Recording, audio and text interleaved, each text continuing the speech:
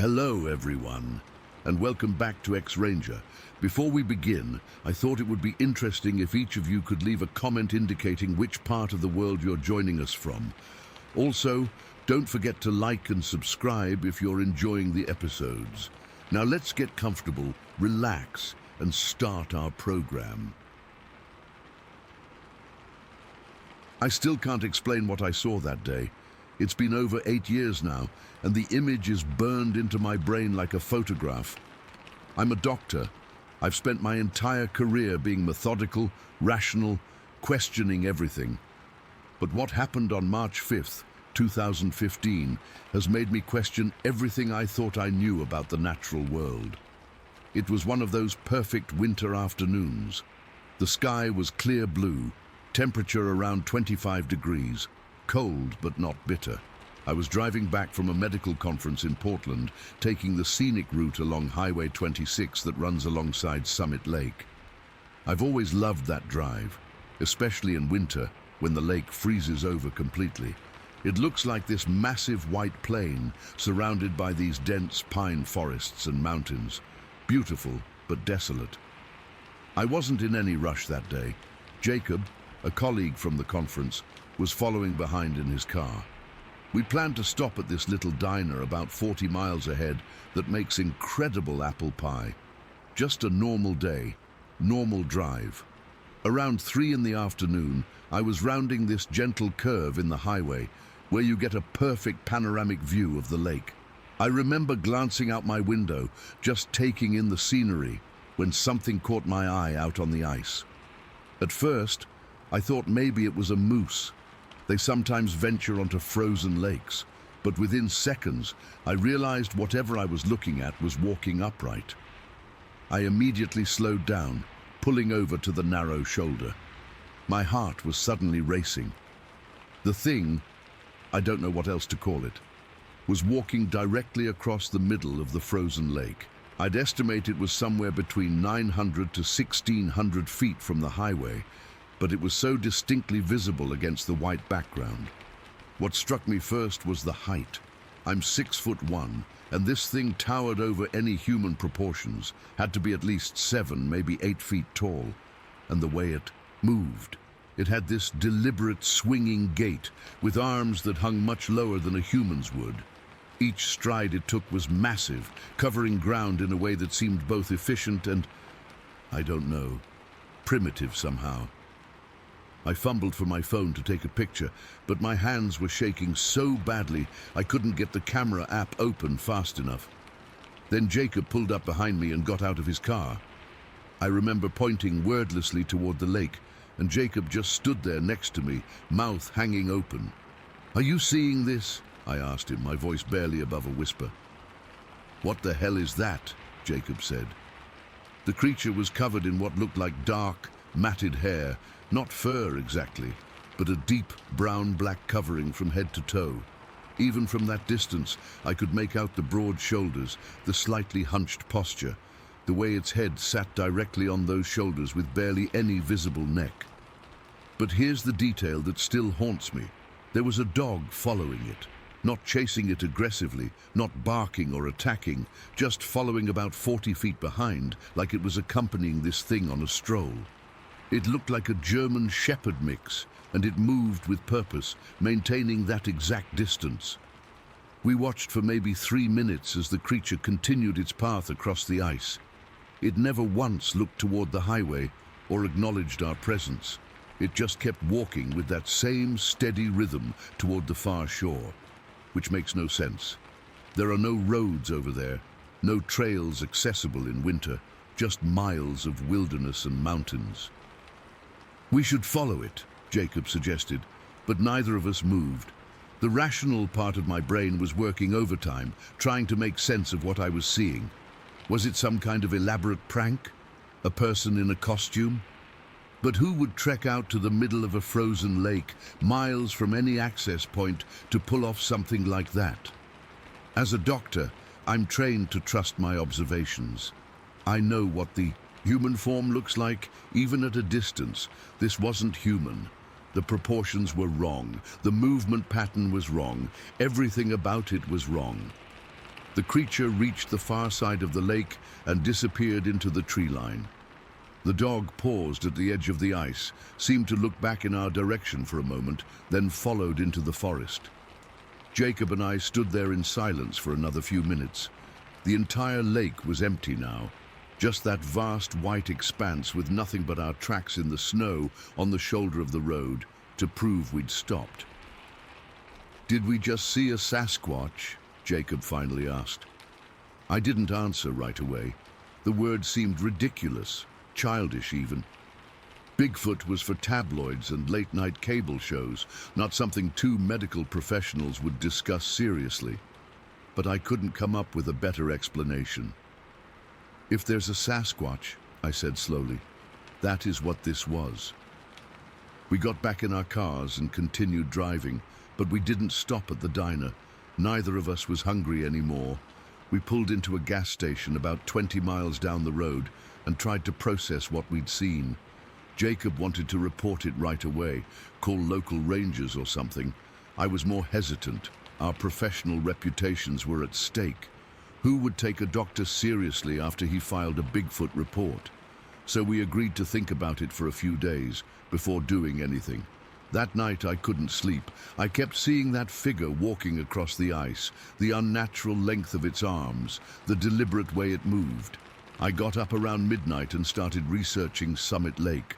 What I found only deepened the mystery. The lake is effectively surrounded by wilderness. The highway we were on is the only real access point. The opposite shore, where the creature had headed, connects to a network of unmaintained fire roads that are completely impassable in winter. The nearest town in that direction is over 30 miles through dense forest and mountainous terrain. I also discovered that there had been sporadic reports of strange sightings in that area going back decades. Nothing official, just local forums and community bulletin boards where hunters and hikers occasionally mentioned unusual experiences. Strange sounds at night, massive footprints, feelings of being watched. The next morning, I called Jacob. He'd been doing similar research and had found similar things. We decided to go back to Summit Lake that weekend to see if we could find any evidence. It was 3 days later when we returned. We parked at roughly the same spot and hiked down to the edge of the lake. The ice was thick enough to walk on, but neither of us was eager to venture too far from shore. We spent hours scanning the far side with binoculars, looking for any sign of movement, any trace of what we'd seen. Nothing. We did find something strange, though. About 50 yards from shore, there was a clear track across the snow-covered ice. A single line of indentations that led from our side all the way across to the far shore. The individual prints were mostly filled in with drifted snow, but the path itself was unmistakable, and running parallel to it a smaller track that could have been made by a medium-sized dog. I took photos this time, though they don't show much. Just depressions in the snow that could be explained away as wind patterns or animal tracks. Nothing conclusive. Over the following weeks, I became slightly obsessed. I read everything I could about cryptid sightings in the Pacific Northwest. I joined online forums where people shared their experiences. Most of it was clearly nonsense, blurry photos and exaggerated stories. But some accounts resonated with what we'd seen. The height, the gait, the way it seemed perfectly at home in terrain that would be challenging for humans. Jacob eventually decided to put the experience behind him. When I called him a month later to discuss a new theory I had about migratory patterns that might explain the creature's presence at the lake, he cut me off. "Marcus, we need to drop this," he said. "We saw something weird. I don't know what it was, but it's affecting your judgment." He was right. My colleagues at the hospital had noticed my distraction. I'd started canceling social engagements to stay home and research. I'd even contacted a cryptozoologist, something I would have ridiculed just months earlier. So I tried to move on. I put away my notes, deleted the bookmarks on my computer, and focused on my work. For a while, it seemed to help. Then, last winter, January of 2022, I was driving home late from a night shift. It was around midnight. The roads were empty, and a light snow was falling. I wasn't even near Summit Lake. I was on a back road about 15 miles from my house, an area of scattered farms and woodland. My headlights caught something at the edge of the road ahead. A dark figure, much taller than a person, standing perfectly still just where the asphalt met the ditch. As I approached, it turned slightly toward my car. I caught a glimpse of eyes reflecting my headlights. Not red or yellow like an animal's, but a deep amber color. I slammed on my brakes instinctively. My car skidded slightly on the snow-covered road before coming to a stop about 50 feet from where the figure had been standing. It was gone. No movement, no sound of something crashing through the underbrush, just gone. And sitting in the middle of the road, directly in front of my car, was a German Shepherd. The same one? I can't be sure. But it looked at me for several long seconds, then turned and trotted into the darkness. I sat there gripping the steering wheel, my knuckles white, for at least 10 minutes before I could bring myself to continue driving. When I got home, I checked the front of my car for any signs that I'd hit something, even though I knew I hadn't. There was nothing there except a single muddy paw print on my front bumper. I haven't told anyone about this second encounter until now. Not Jacob, not my family, not the online forums I still occasionally read. Something about it feels more personal, more deliberate than what we saw on the lake that day. I'm a doctor. I believe in science, in evidence and rational explanations.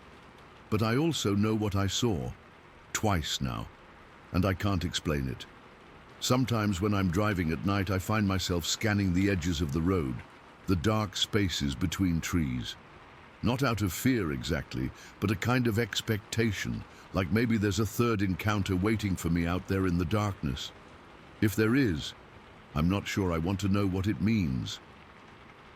Story 2. I've never really told this story to anyone outside my family. I'm 28 now, but I still get goosebumps thinking about what happened when I was 12. I grew up in rural Nova Scotia, just outside Lunenburg, where my family owned about 100 acres of dense woodland. It was normal for kids my age to learn hunting, not the big game stuff, just small things like squirrel hunting. My dad had given me my first .22 rifle that year, after making sure I knew all the safety rules. It was early October, crisp, but not too cold yet. The leaves were starting to turn those beautiful reds and oranges. I remember because the ground was getting covered with them, making it harder to move quietly.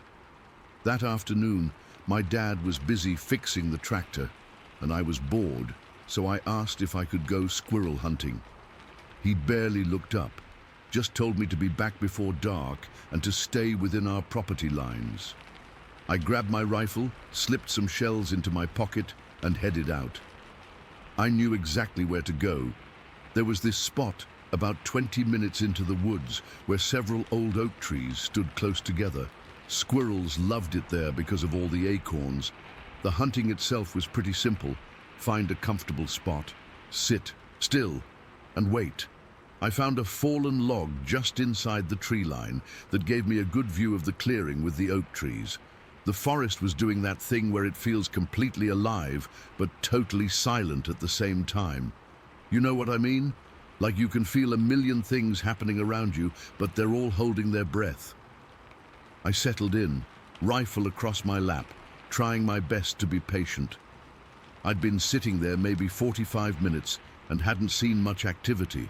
Just one squirrel, but it was too far away for a clean shot. I was starting to get that restless feeling kids get when they're bored, picking at the moss on the log, counting birds. That's when I first heard it. A rabbit burst through the underbrush to my left, running like its life depended on it. Now, rabbits get spooked easily, so I didn't think much of it at first. But then I heard something else, something much heavier moving through the woods. Not fast like the rabbit, but slow, deliberate. The footsteps were spaced out, like whatever it was had a long stride. Each step made a distinct sound of weight pressing into the leaf litter. I thought it might be a deer, maybe even a black bear. Both were common enough in our woods. I turned toward the sound, expecting to see one or the other. What I saw instead will stay with me until the day I die. About 35 feet away, partially obscured by a cluster of young birch trees, stood something. At first, my brain tried to make sense of it by thinking person. But no person looks like that. It was huge. I'm not exaggerating when I say it stood between 7 and 8 feet tall. It was covered in this reddish-brown hair, kind of like the color of a fox, but darker in places, especially around its chest. The hair wasn't evenly distributed, though. Its face had much less. I could see black skin underneath, especially around the eyes, and what I guess you'd call its cheeks. Its hands, too. The fingers were visible, and they were wrong. Too long, too skinny, with joints that didn't bend quite right. One hand was resting against a tree trunk, and I remember noticing how the fingers wrapped almost halfway around it. Its head wasn't shaped like ours. It wasn't round. It sloped backward to a point, almost like it had been stretched. And it had this long hair hanging down over its eyes like bangs, but wild and matted. The eyes themselves. I couldn't see them clearly because of the hair, but there was something about them that felt aware, intelligent. The thing was massive through the chest and shoulders, not like a bodybuilder, more like something that had evolved to be powerful. Fat isn't the right word, but that's what my 12-year-old brain thought. It was just so thick and bulky from the waist up. Its shoulders were incredibly wide, and its chest looked heavy and barrel-like. For what felt like forever, but was probably about 30 seconds, it just stood there, completely still. The way it was positioned, I don't think it had noticed me yet. I was downwind and hadn't moved since it appeared. I remember being so terrified that I couldn't even breathe. My hands were locked around my rifle, but the thought of using it never even crossed my mind. It would have been like throwing pebbles at a tank. Then everything changed in an instant. It shifted its weight, just slightly, and its head tilted in my direction. I know it saw me because its entire body tensed. We locked eyes, or at least it felt like we did through that curtain of matted hair. And there was this moment of mutual recognition. Shock? I don't know. My brain was screaming at me to run, but my body was frozen. I couldn't move, couldn't think. I just sat there, staring at this impossible thing, and it stared back at me. Then something inside me snapped. Panic took over and I scrambled to my feet, dropping my rifle in the process. The noise of it hitting the ground seemed to break whatever spell had kept us both frozen. The creature made this sound, not a growl or a roar like you'd expect. It was more like a sharp intake of breath, followed by a low, rumbling noise that I felt more than heard. I didn't wait to see what it would do next. I turned and ran faster than I've ever run in my life. The forest that I knew like the back of my hand suddenly felt alien and hostile. Branches whipped at my face, roots seemed to reach up to trip me, and the whole time I was convinced that thing was right behind me, reaching for me with those long, wrong fingers. I don't remember most of that run home. It's just flashes. The burning in my lungs, the stitch in my side that felt like someone was stabbing me, the taste of blood in my mouth from where I'd bitten my tongue. What I do remember clearly is bursting out of the tree line near our house and seeing my dad still working on the tractor. I crashed into him, babbling incoherently about what I'd seen. I was hysterical, crying, shaking, looking back at the woods every few seconds. My dad grabbed me by the shoulders, told me to breathe, to slow down. When I finally managed to tell him what I'd seen, his face changed. Not disbelief, like you might expect. Something else. Something I couldn't read then and still don't understand now. He made me go inside, told my mom to stay with me, and grabbed his shotgun from the gun cabinet. I watched from the window as he walked to the edge of the forest and stood there for a long time, just staring into the trees. He didn't go in. Eventually, he came back, his face grim. "Where's your rifle?" he asked. I told him I'd dropped it when I ran. He nodded like that confirmed something for him. He told me we'd go look for it tomorrow in daylight together. That night I couldn't sleep. Every noise outside my window made me jerk awake. I kept seeing those long fingers, that sloped head, those hidden eyes. The next morning, my dad and I went back into the woods. He brought his shotgun and our dog, who seemed unusually skittish. We found my rifle right where I'd dropped it, but here's the thing that still makes the hair on my arms stand up. Around the log where I'd been sitting, in a rough semicircle about 30 feet out, were footprints, massive footprints, pressed deep into the soft earth. They were roughly human-shaped, but much larger, probably 18 inches long. My dad stood looking at them for a long time, then carefully led me away. On the walk back, he told me something I'll never forget. He said, "There are things in these woods that don't have names, Mike. Things that have been here longer than us. You don't tell people about this. They won't understand." We never directly talked about it again. But things changed after that day. I wasn't allowed to go hunting alone anymore. My dad installed extra lights around our property that stayed on all night. And sometimes I'd catch him standing at the edge of the forest at dusk, shotgun in hand, watching. I've spent years trying to rationalize what I saw. Maybe it was a bear standing on its hind legs. Maybe it was some kind of mass hallucination brought on by fear. But deep down, I know what I saw. And sometimes, even now, when I visit my parents and look out at those woods, I swear I can feel eyes watching me from the tree line. The worst part, 2 hikers went missing in those same woods 3 years later. They were never found, not a trace. And every time I hear about someone disappearing in the wilderness, I think about those long fingers and that sloped head, and I wonder if they saw it too, in those final moments before they vanished. Story 3. I've never really talked about this before, not in detail anyway. It's been over 17 years since it happened, but I still get goosebumps when I think about it. This took place on July 26th, 2006, a date that's burned into my memory forever. I was living in a mobile home, park at the time, one of those places where the homes are packed pretty close together, but we still had woods surrounding us on almost all sides. It wasn't fancy, but it was affordable and quiet most of the time. I'd been there about 3 years by then, and I had my routines down pat. That night was completely normal at first.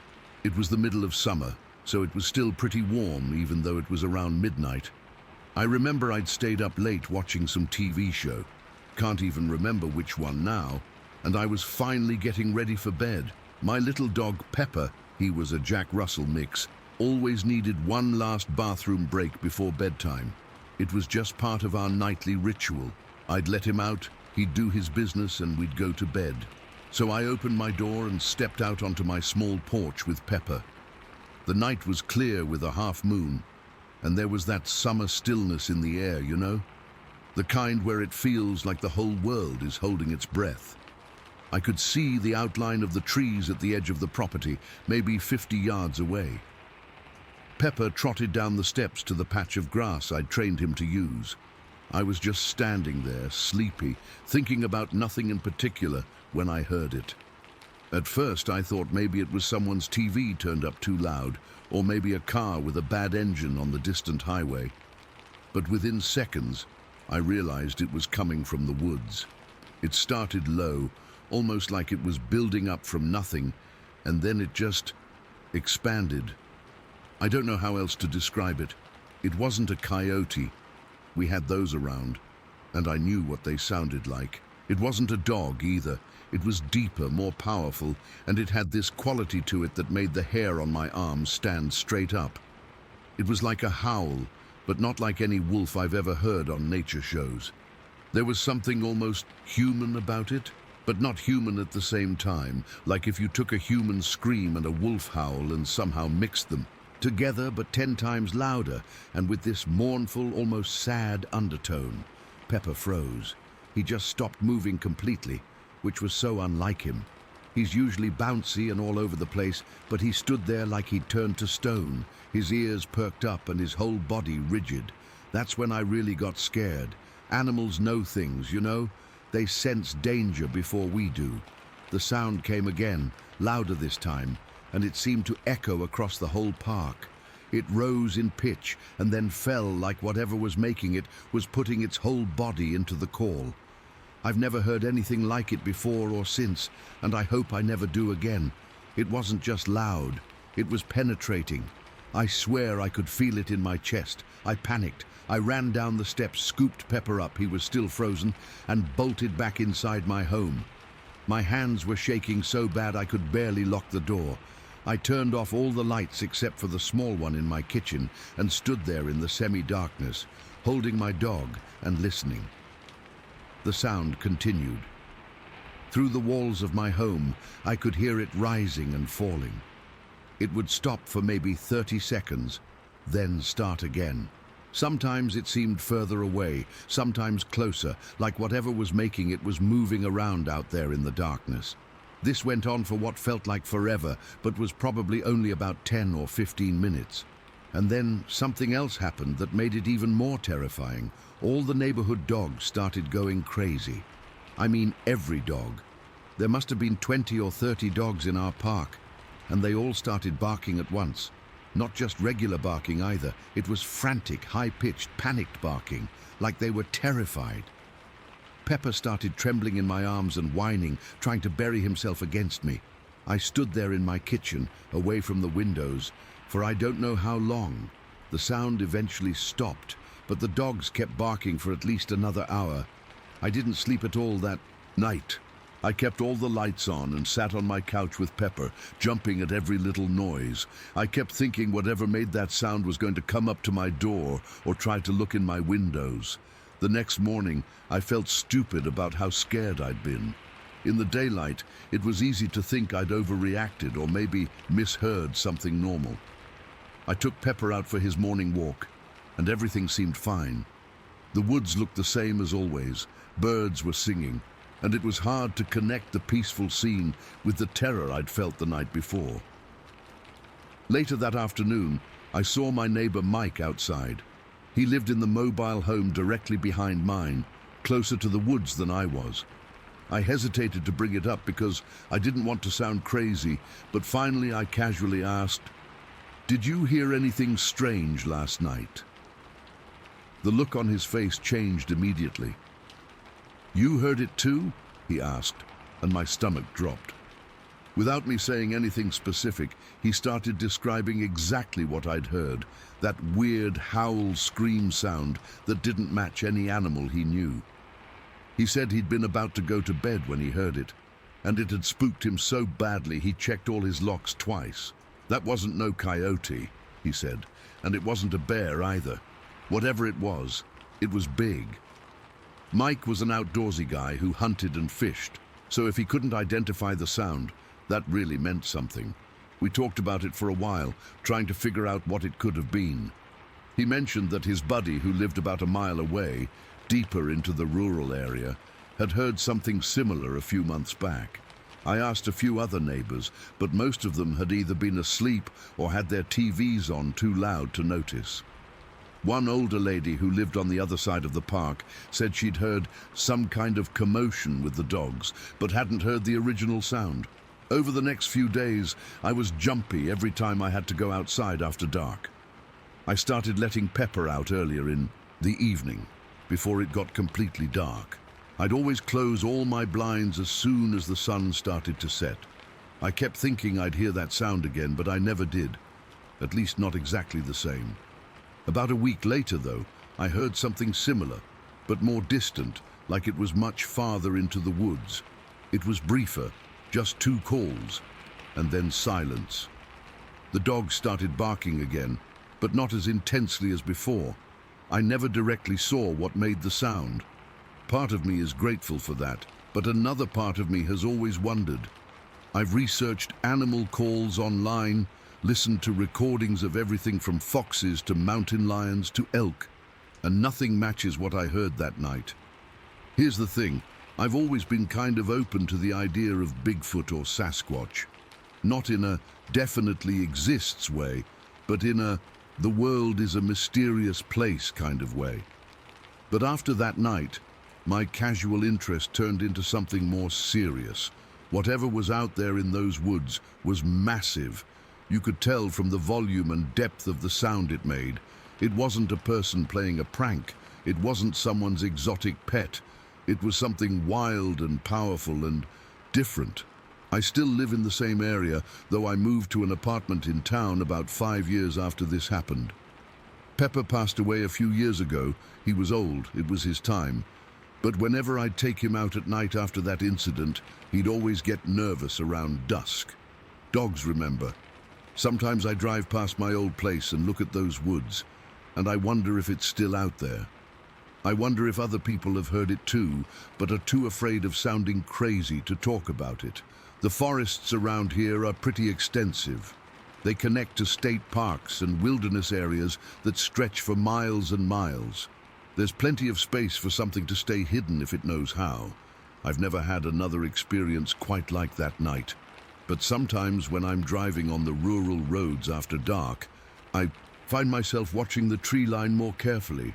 I keep my windows rolled up, and if I absolutely have to pull over for any reason, I never, ever get out of my car. I don't know what I heard that night, but whatever it wasn't supposed to be there. It wasn't something that's in any wildlife guide or nature documentary, and even after all these years, the memory of that sound still makes my skin crawl. Story 4. I've never really talked about this outside my immediate family, but it's been 25 years now, and I still can't make sense of what happened. Maybe someone here has seen something similar. It was late August of 1998. I was 22 then, and my sister Ellie was 19.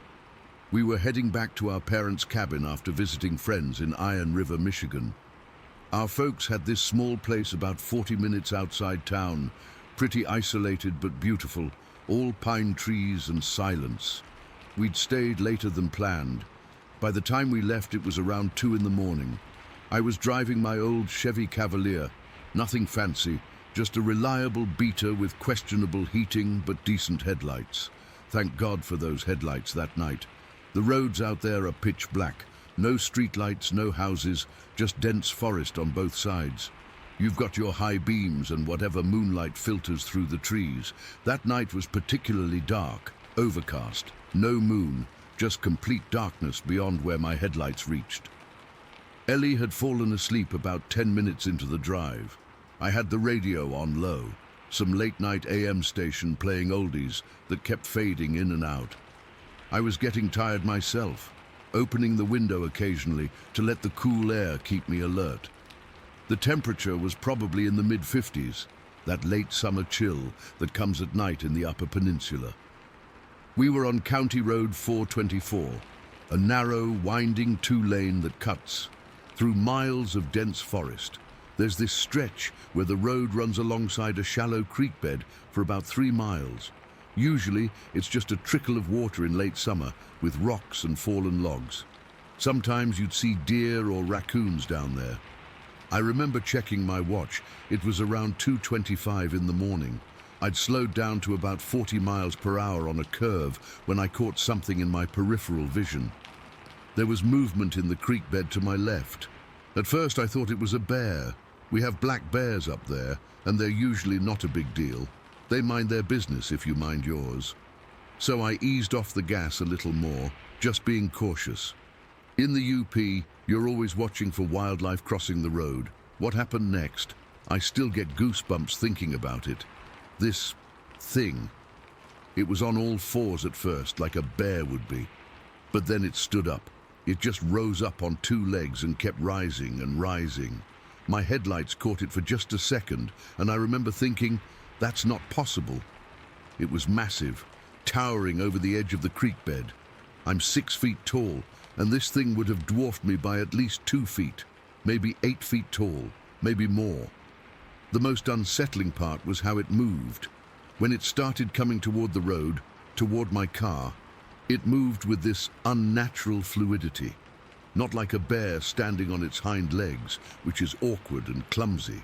This thing was sprinting on 2 legs. I hit the brakes instinctively, which jerked Ellie awake. She mumbled something like, "Are we home?" And I couldn't even answer her. I was frozen watching this thing. It reached the shoulder of the road in seconds. Then it started running parallel to my car, just off to the driver's side, maybe 5 feet away. Close enough that I could hear its footfalls, heavy thuds that shouldn't belong to anything living in those woods. Ellie saw it then and screamed. It wasn't a short scream either. It was this long, terrified wail that snapped me out of my shock. I floored the accelerator. The Cavalier wasn't exactly a sports car, but it lurched forward with everything it had. For about 10 seconds, which felt like forever, this thing kept pace with us. I was pushing 50, then 60 miles per hour, and it was right there, just off my window. I could see it clearly now in the headlights and the dim red glow from my taillights reflecting off the trees. It was covered in this shaggy brown hair, not fur exactly, but hair, long and matted in places, covering its entire body from head to foot. Its arms were massive, swinging at its sides as it ran, with hands, not paws, but actual hands with what looked like fingers, just oversized and wrong. The proportions were all off, shoulders too wide, chest too barrel-shaped, waist relatively narrow. Nothing like a bear's profile, nothing like any animal I'd ever seen. And its face. God, its face. I only caught glimpses, but what I saw, it wasn't animal, wasn't human. The features were almost smashed in, with a pronounced brow ridge. The eyes reflected my headlights, not the usual animal eye shine, but something darker, more knowing. Ellie was hysterical at this point, alternating between screaming and these choked sobs. She kept saying, "What is that? Mark, what the hell is that?" I couldn't answer her. I was too focused on driving, on not wrecking at 65 miles per hour on a winding forest road. We came to a straightaway, and I pushed the car to 70. The engine was whining, the whole car shaking. Finally, the thing started falling behind. It didn't slow down gradually like an animal getting tired. It maintained its speed and then just stopped, like someone had hit an off switch. 1 second it was there, the next it was gone. I didn't slow down, not for miles. I kept the pedal down until we hit the turnoff for our cabin 15 minutes later. My hands were shaking so badly I could barely turn the wheel. My knuckles were white from gripping the steering wheel, and I realized I'd been holding my breath. When we pulled up to the cabin, I killed the engine and just sat there. Ellie was still crying quietly. Our parents were asleep inside. The cabin was dark except for the porch light they always left on for us. "We can't tell them," Ellie whispered. "They'll think we're crazy or drunk." I nodded, but I couldn't speak yet. My throat felt closed up. We sat in the car for maybe another 20 minutes, just trying to calm down enough to go inside without looking like we'd seen a ghost, or whatever the hell that thing was. The next morning, I woke up convinced it had been some kind of shared hallucination. Maybe we were both overtired.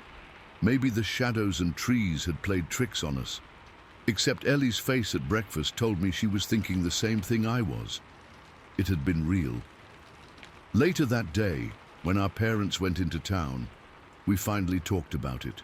We went over every detail we could remember, trying to rationalize what we'd seen. A bear? No way. No bear can run on 2 legs at 60+ miles per hour. A moose? Ridiculous. Moose don't have that body shape, and they don't chase cars. Some guy in a costume at 2:30 in the morning, in the middle of nowhere, running faster than any Olympic sprinter? Not a chance. The more we talked, the more certain we became that what we'd seen was something unexplainable, something that shouldn't exist in the Michigan wilderness, or anywhere. We did end up telling our parents eventually, about a week later. Dad laughed it off, suggested maybe we'd seen a horse that had gotten loose. Mom looked concerned and asked if we'd been drinking. Neither explanation made any sense. A horse doesn't stand 8 feet tall. A horse doesn't have hands. A horse doesn't move the way that thing moved. Over the years, I've told a few close friends. Most react with polite skepticism. Some suggest Bigfoot, but what we saw wasn't like any. Sasquatch description I've ever heard. This wasn't some lumbering, shy forest creature. This thing was aggressive, fast, and there was something intelligent in the way it moved and looked at us. I've spent countless hours researching, looking for similar sightings in the Upper Peninsula. There are a few scattered reports, hikers seeing tall figures watching them from ridgelines, hunters finding bizarre footprints too large and shaped wrong for any known animal. But nothing that matches exactly what Ellie and I experienced. The most disturbing thing. We used to go to that cabin 4 or 5 times a year. After that night, Ellie refused to go back. I went twice more with my parents, but I couldn't sleep. I kept hearing noises outside, kept imagining that thing watching from the tree line. My parents sold the cabin in 2001, and I was secretly relieved. I'm 37 now. I've been in combat zones as a military contractor. I've faced down threats most people only see in movies. Nothing, absolutely nothing, has ever terrified me like what I saw outside Iron River that night. To this day, when I'm driving on dark rural roads, I find myself scanning the roadside, the ditches, the tree line. I never drive with my windows down at night anymore. I keep my doors locked, even on empty highways, because whatever that thing was, it wasn't supposed to be there. It wasn't natural. And the way it looked at me through my driver's side window with those dark, reflecting eyes, I got the distinct impression it knew exactly what it was doing. It wasn't just some animal reacting on instinct. It was hunting us, testing us, measuring what we were capable of. Sometimes I wonder what would have happened if my car had been older, slower, if we'd broken down on that road, if we'd gotten a flat tire. I don't think we would have made it to morning. Ellie and I don't talk about it much anymore. She moved to Arizona after college, about as far from Michigan forests as you can get. When we do bring it up, usually after a few drinks at family gatherings, we still can't explain it. The memory hasn't faded or distorted with time. If anything, it's clearer now than ever. I know what I saw. It wasn't a bear, a moose, a man in a costume, or anything else that's supposed to exist in those woods. It was something else entirely. Something that makes me question what else might be out there, hiding just beyond the reach of our headlights, waiting for us to venture too far from safety. I've never gone back to that stretch of County Road 424. Never will. Some things you see once in your life, and that's more than enough. Story 5. I've been debating whether to share this for the longest time. Part of me still thinks nobody will believe me, but I need to get this off my chest. It's been 15 years now, and I still wake up some nights in a cold sweat, seeing those eyes looking back at me. This happened back in October 2008 in Oscoda County, Michigan. I've been hunting since I was 12. My dad taught me everything I know about tracking, shooting, and respecting the wilderness. I'm no rookie when it comes to the outdoors. I've encountered black bears, coyotes, and all kinds of wildlife. What I saw that day wasn't any of those things. I had taken a week off work for grouse hunting season. The first few days were pretty standard. Bagged a couple birds, enjoyed the solitude. My spot was this stretch of woods near a cedar swamp that bordered old Jacobson's farm. Not many hunters ventured that deep because the terrain was rough as hell. Fallen trees everywhere, old stumps, uneven ground that could twist your ankle if you weren't careful. On the 4th day, I decided to explore a new section I hadn't hunted before. The weather was perfect, crisp autumn air, maybe 50 degrees, with patchy sunlight filtering through the trees. I remember how quiet it was. Usually, you hear birds, small animals rustling in the underbrush, but this area was dead silent. Should have been my first warning. About 2 hours in, I noticed something odd. There were bones scattered around. Not unusual in itself. Predators leave remains. But the concentration was strange, too many in one area. I also spotted some scat that I initially thought belonged to coyotes, but it was larger, different somehow. Bears maybe, I thought, though the composition wasn't quite right. I kept moving, picking my way through a particularly dense section with lots of downed trees. The swamp was to my left, creating that soft, spongy ground that makes you work twice as hard to walk through it. I was focused on scanning for grouse when a smell hit me. That unmistakable rotten meat smell that hunters know means something dead is nearby. Looking about 30 yards ahead, I spotted what I first thought was a dead bear. It was a dark mass, lying motionless on the ground between two fallen trees. My first instinct was to stay back. Even a dead bear can be dangerous if it's not actually dead. Plus, I only had my shotgun loaded with birdshot. But something felt off about the shape. The proportions weren't quite right for a bear. I thought maybe it was wounded or sick, and I felt responsible to check it out, either to report it or put it out of its misery if needed. I didn't want to get too close, so I grabbed a branch about 3 feet long and whacked it hard against a nearby tree trunk. Just a noise to see if there was any reaction. What happened next still makes my stomach drop when I think about it.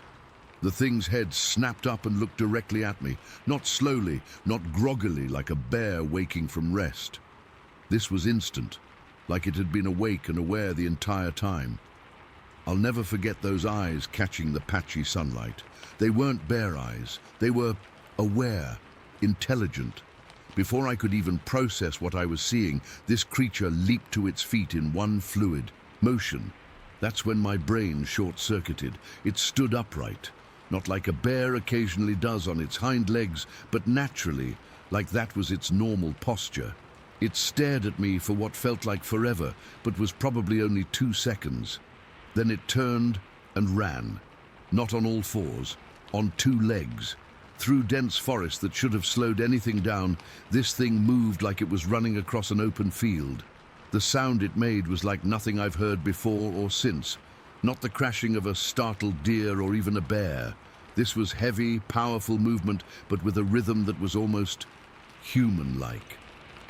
I stood frozen, my shotgun hanging uselessly in my hands. The creature disappeared into the swamp, leaving nothing but the sound of breaking branches and disturbed water. When I finally got my wits about me, my first thought was to document what I'd seen. I had a crappy camera phone back then, but I approached the spot where the thing had been lying. The ground was disturbed, and there was a depression in the soft earth where something heavy had been resting. Next to it was a fallen tree with what looked like claw marks, but not like any bear claw marks I'd seen before. These were longer, deeper. I tried taking pictures, but they came out blurry and dark. You couldn't make out anything specific. I was shaking too badly to hold the phone steady anyway. I examined the area more closely, trying to find tracks or hair or anything that might explain what I'd seen. The ground was too soft to hold clear prints, just depressions where something heavy had moved. I found more of that strange scat nearby, and now that I was looking closely, I realized it contained what looked like small animal bones and something else I couldn't identify. The smell was stronger here, not just rot, but something musky and pungent that burned my nostrils.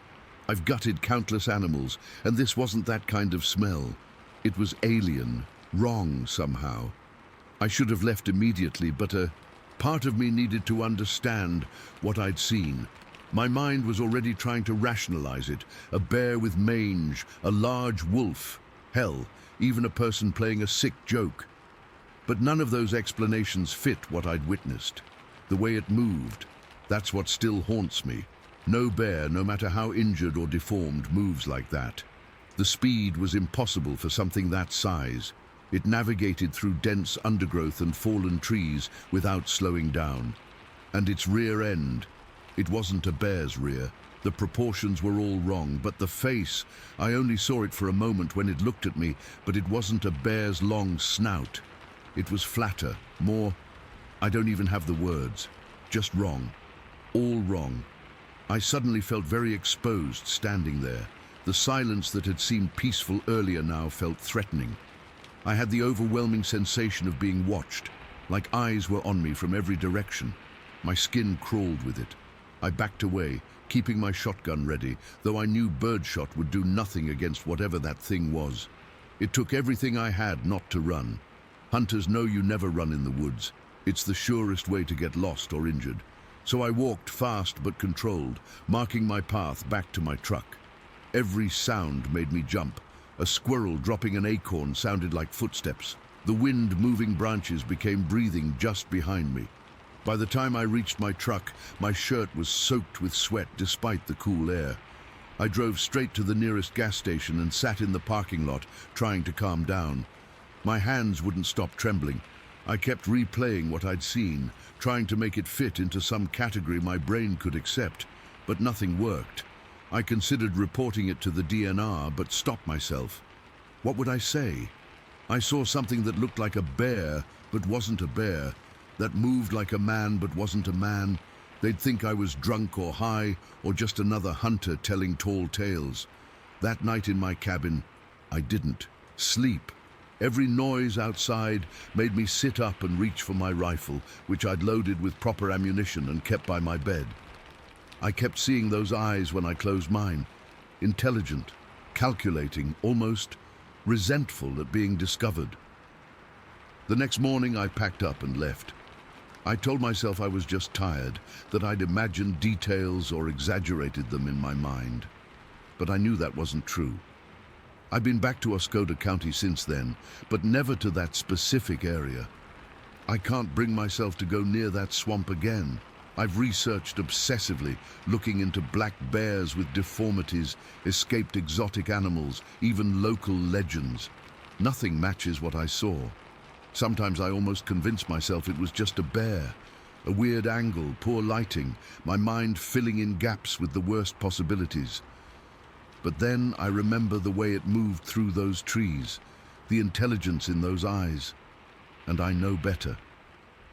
The worst part is not knowing, not having anyone to confirm what I saw or tell me I'm crazy. I've heard other hunters talk about strange things in those woods, areas where the animals go quiet, unexplained sounds at night, feelings of being watched, but nothing as concrete as what I experienced. I still hunt, still love the outdoors. But something changed in me that day. I'm more cautious now, more aware of how little we actually know about the wilderness that surrounds our civilized spaces. There are corners of those woods where the rules we think we understand don't seem to apply. Whatever I saw that October day in 2008, it wasn't something that should exist in the Michigan forests I thought I knew so well. And sometimes, in my darkest moments, I wonder if it's still out there, watching other hunters from the shadows of fallen trees, waiting for them to get too curious about a strange shape in the distance.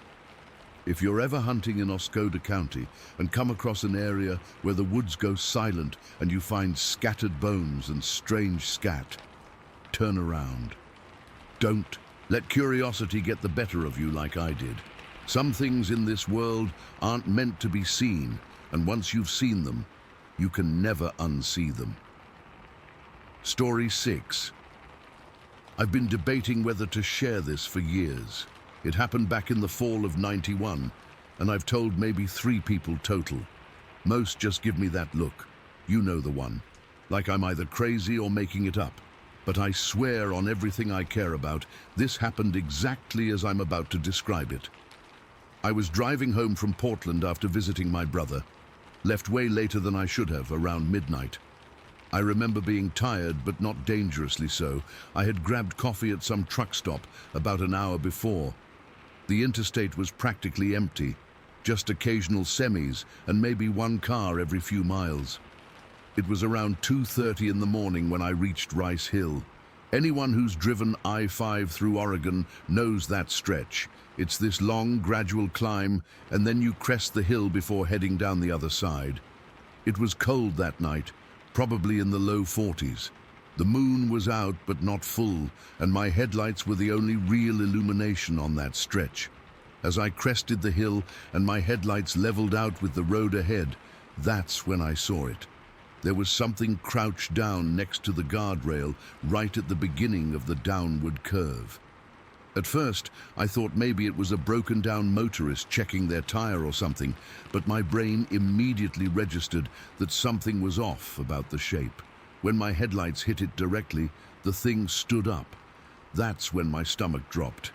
It stood up fast, not like a person who's been crouching and has to straighten their legs gradually. This thing just unfolded itself in one fluid motion. It took 1 or 2 steps toward the guardrail, and then, this is what I still can't wrap my head around, it just jumped over the guardrail and disappeared down the embankment. One motion, effortless, like the guardrail was nothing. The whole sighting lasted maybe 3 seconds. 3 seconds that I've replayed in my mind thousands of times since then. I immediately slowed down. My heart was pounding so hard I could feel it in my throat. I pulled over about 50 yards past where I'd seen the thing. I sat there with my hazards on for a minute, trying to process what I'd just witnessed. I remember my hands were shaking on the steering wheel. I had my .44 Magnum in the glove compartment. I'd been target shooting with my brother earlier that weekend. I took it out, checked that it was loaded, and put it on the passenger seat. I was trying to decide if I should get out and look. Looking back, it was stupid, but curiosity was battling with fear. I kept thinking, what the hell did I just see? I rolled down my window and listened. Nothing but the sound of occasional cars in the distance and the wind. I flashed my high beams down toward the embankment, but couldn't see anything from that angle. Finally, I worked up the nerve to get out. I left the engine running and the driver's door open. I had my pistol in one hand and a small flashlight in the other. I remember the cold air hitting my face as I stepped out. I walked back along the shoulder, staying close to my car, scanning the area. When I got to where I thought I'd seen the thing, I stopped. The guardrail was standard height, probably about 3 feet tall. Beyond it was a steep embankment that dropped away into darkness. There were trees down there, but I couldn't see much even with my flashlight. I stood there for maybe 5 minutes listening, pointing my gun and flashlight toward the darkness. Every noise made me jump. Eventually I realized how exposed I was standing on the roadside in the middle of the night. What if that thing circled back? What if there were more of them? I got back in my car, locked the doors, and sat there trying to calm down. While I sat there, I tried to process what I'd seen. It definitely wasn't a bear. I've seen plenty of bears in my life, and this thing moved nothing like a bear. Bears don't stand up and leap over guardrails in one fluid motion. This thing was walking on 2 legs naturally, and its proportions were all wrong for a bear. It was covered in what looked like dark brown hair or fur, long and shaggy. The thing had incredibly long arms, and there was no neck, just a head that seemed to sit directly on its shoulders. When it stood up, it had to be at least 6 feet tall, maybe taller. I could tell by how easily it cleared that guardrail. I know how this sounds. Believe me, I know. I'm not some backwoods conspiracy theorist. I was 34 at the time, worked as an electrical engineer, had a mortgage and a normal life. I never believed in any of this Bigfoot stuff before. But what I saw that night, I can't explain it any other way. It was almost Halloween. So for a brief moment, I wondered if it could have been someone in a costume. But who would be crouching by the side of I-5 at 2:30 in the morning wearing a costume? And no person could move the way this thing moved.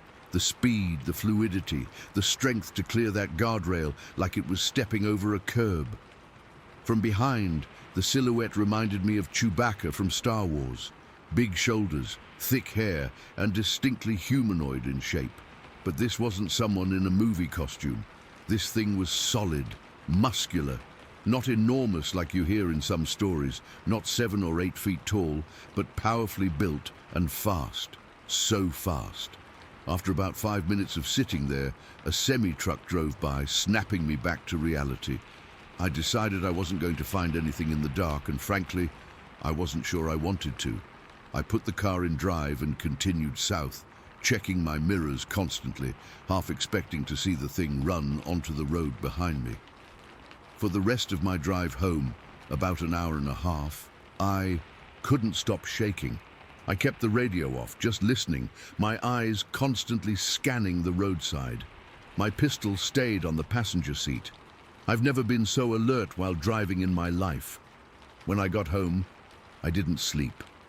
I sat in my kitchen until sunrise with a cup of coffee that went cold, trying to make sense of what I'd seen. In the daylight, I started doubting myself.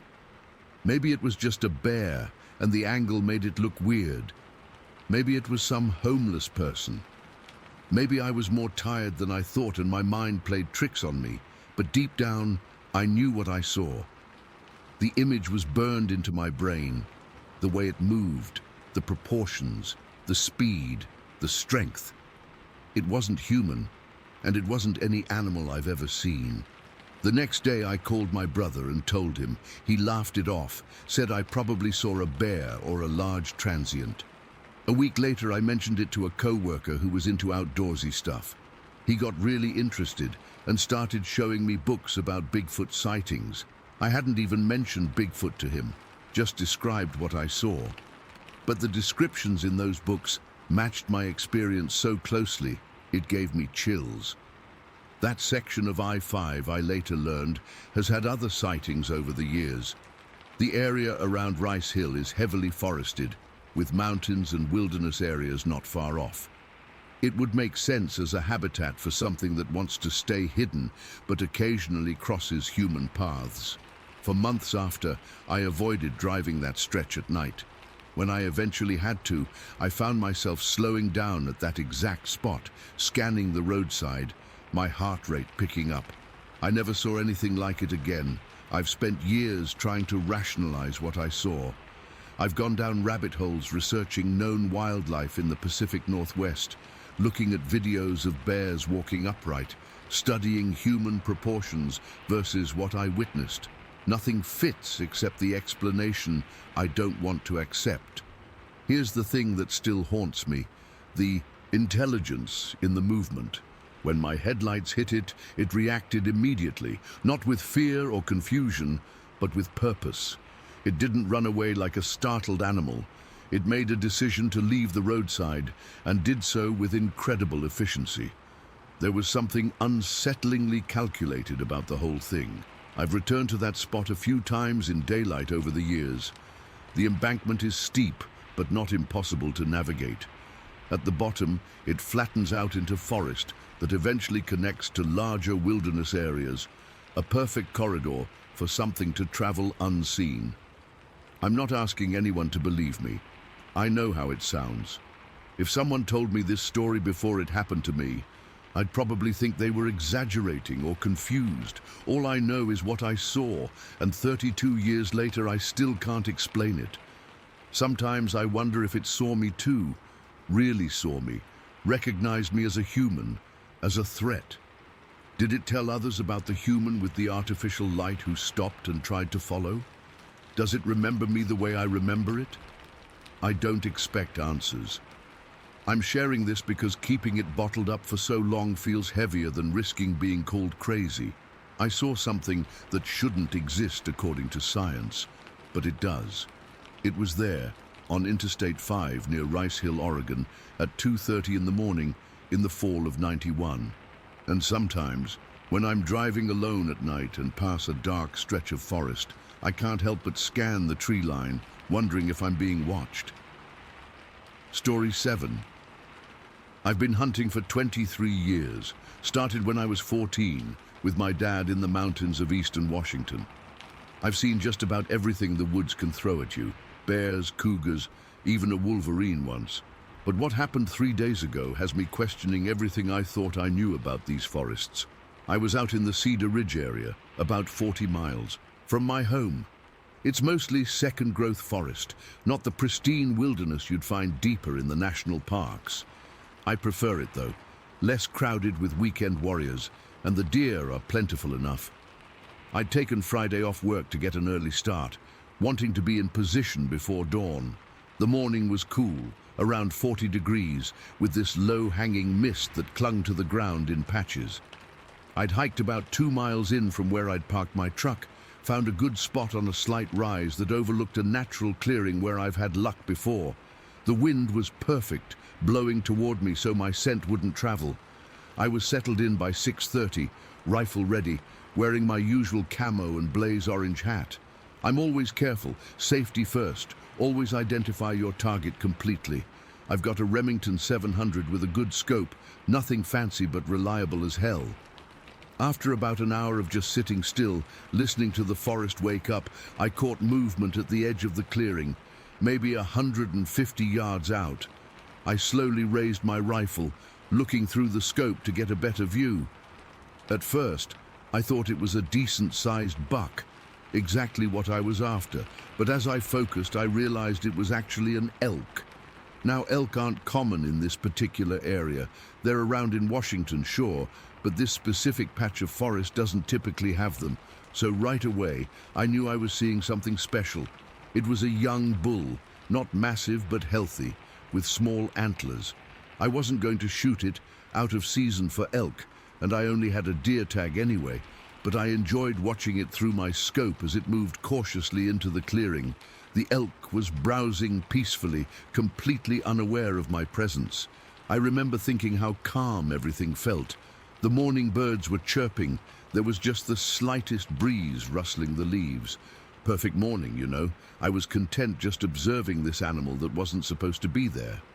Then everything changed in an instant. The elk's head snapped up, ears forward, body completely rigid. Then it bolted, not just ran, but absolutely exploded into motion like I've never seen. It was running for its life, crashing through the underbrush away from the clearing. What made the hair on my neck stand up wasn't just how the elk reacted, but the fact that I hadn't heard or seen anything that would have spooked it. These animals don't just panic for no reason. As I was processing this, scanning the area where the elk had been looking, I caught movement in my peripheral vision. Something big, moving fast through the trees on the far side of the clearing. I swung my rifle in that direction, thinking maybe it was a bear that had scared the elk. What I saw through my scope still doesn't make sense. About 300 feet away, moving between the trees, was something massive. It was upright, walking on two legs, but it wasn't a person, not even close. It moved with this fluid, powerful stride that covered ground impossibly fast for its size. I had maybe 4 or 5 seconds where I could see it clearly through my scope. It was covered in dark hair, almost black, but with this reddish-brown tint in the places where the early morning sun hit it. The hair looked matted in spots, especially around what I assume were its shoulders. And there was something else, this weird moss or vegetation that seemed to be growing or attached to its upper back, like it had been lying in the forest floor for a long time and stuff had started growing on it. Its arms were long, way too long for a human, and it was using them to push branches out of its way as it moved. I never got a clear look at its face. It was like it knew exactly where the concealing foliage was, keeping trees between us. What struck me most was how it moved, purposeful, like it knew exactly where it was going, but also like it was startled by something. Maybe the same thing that spooked the elk, or maybe it was what spooked the elk in the first place. I couldn't tell. Then it was gone, disappeared into the thicker part of the forest.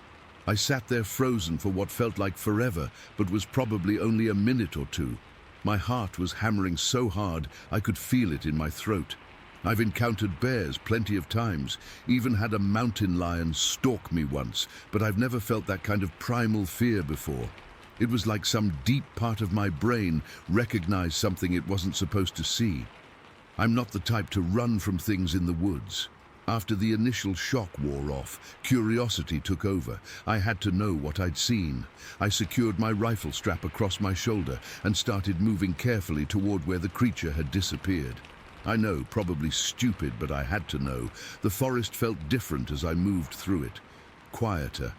The birds had stopped singing. Even the wind seemed to die down.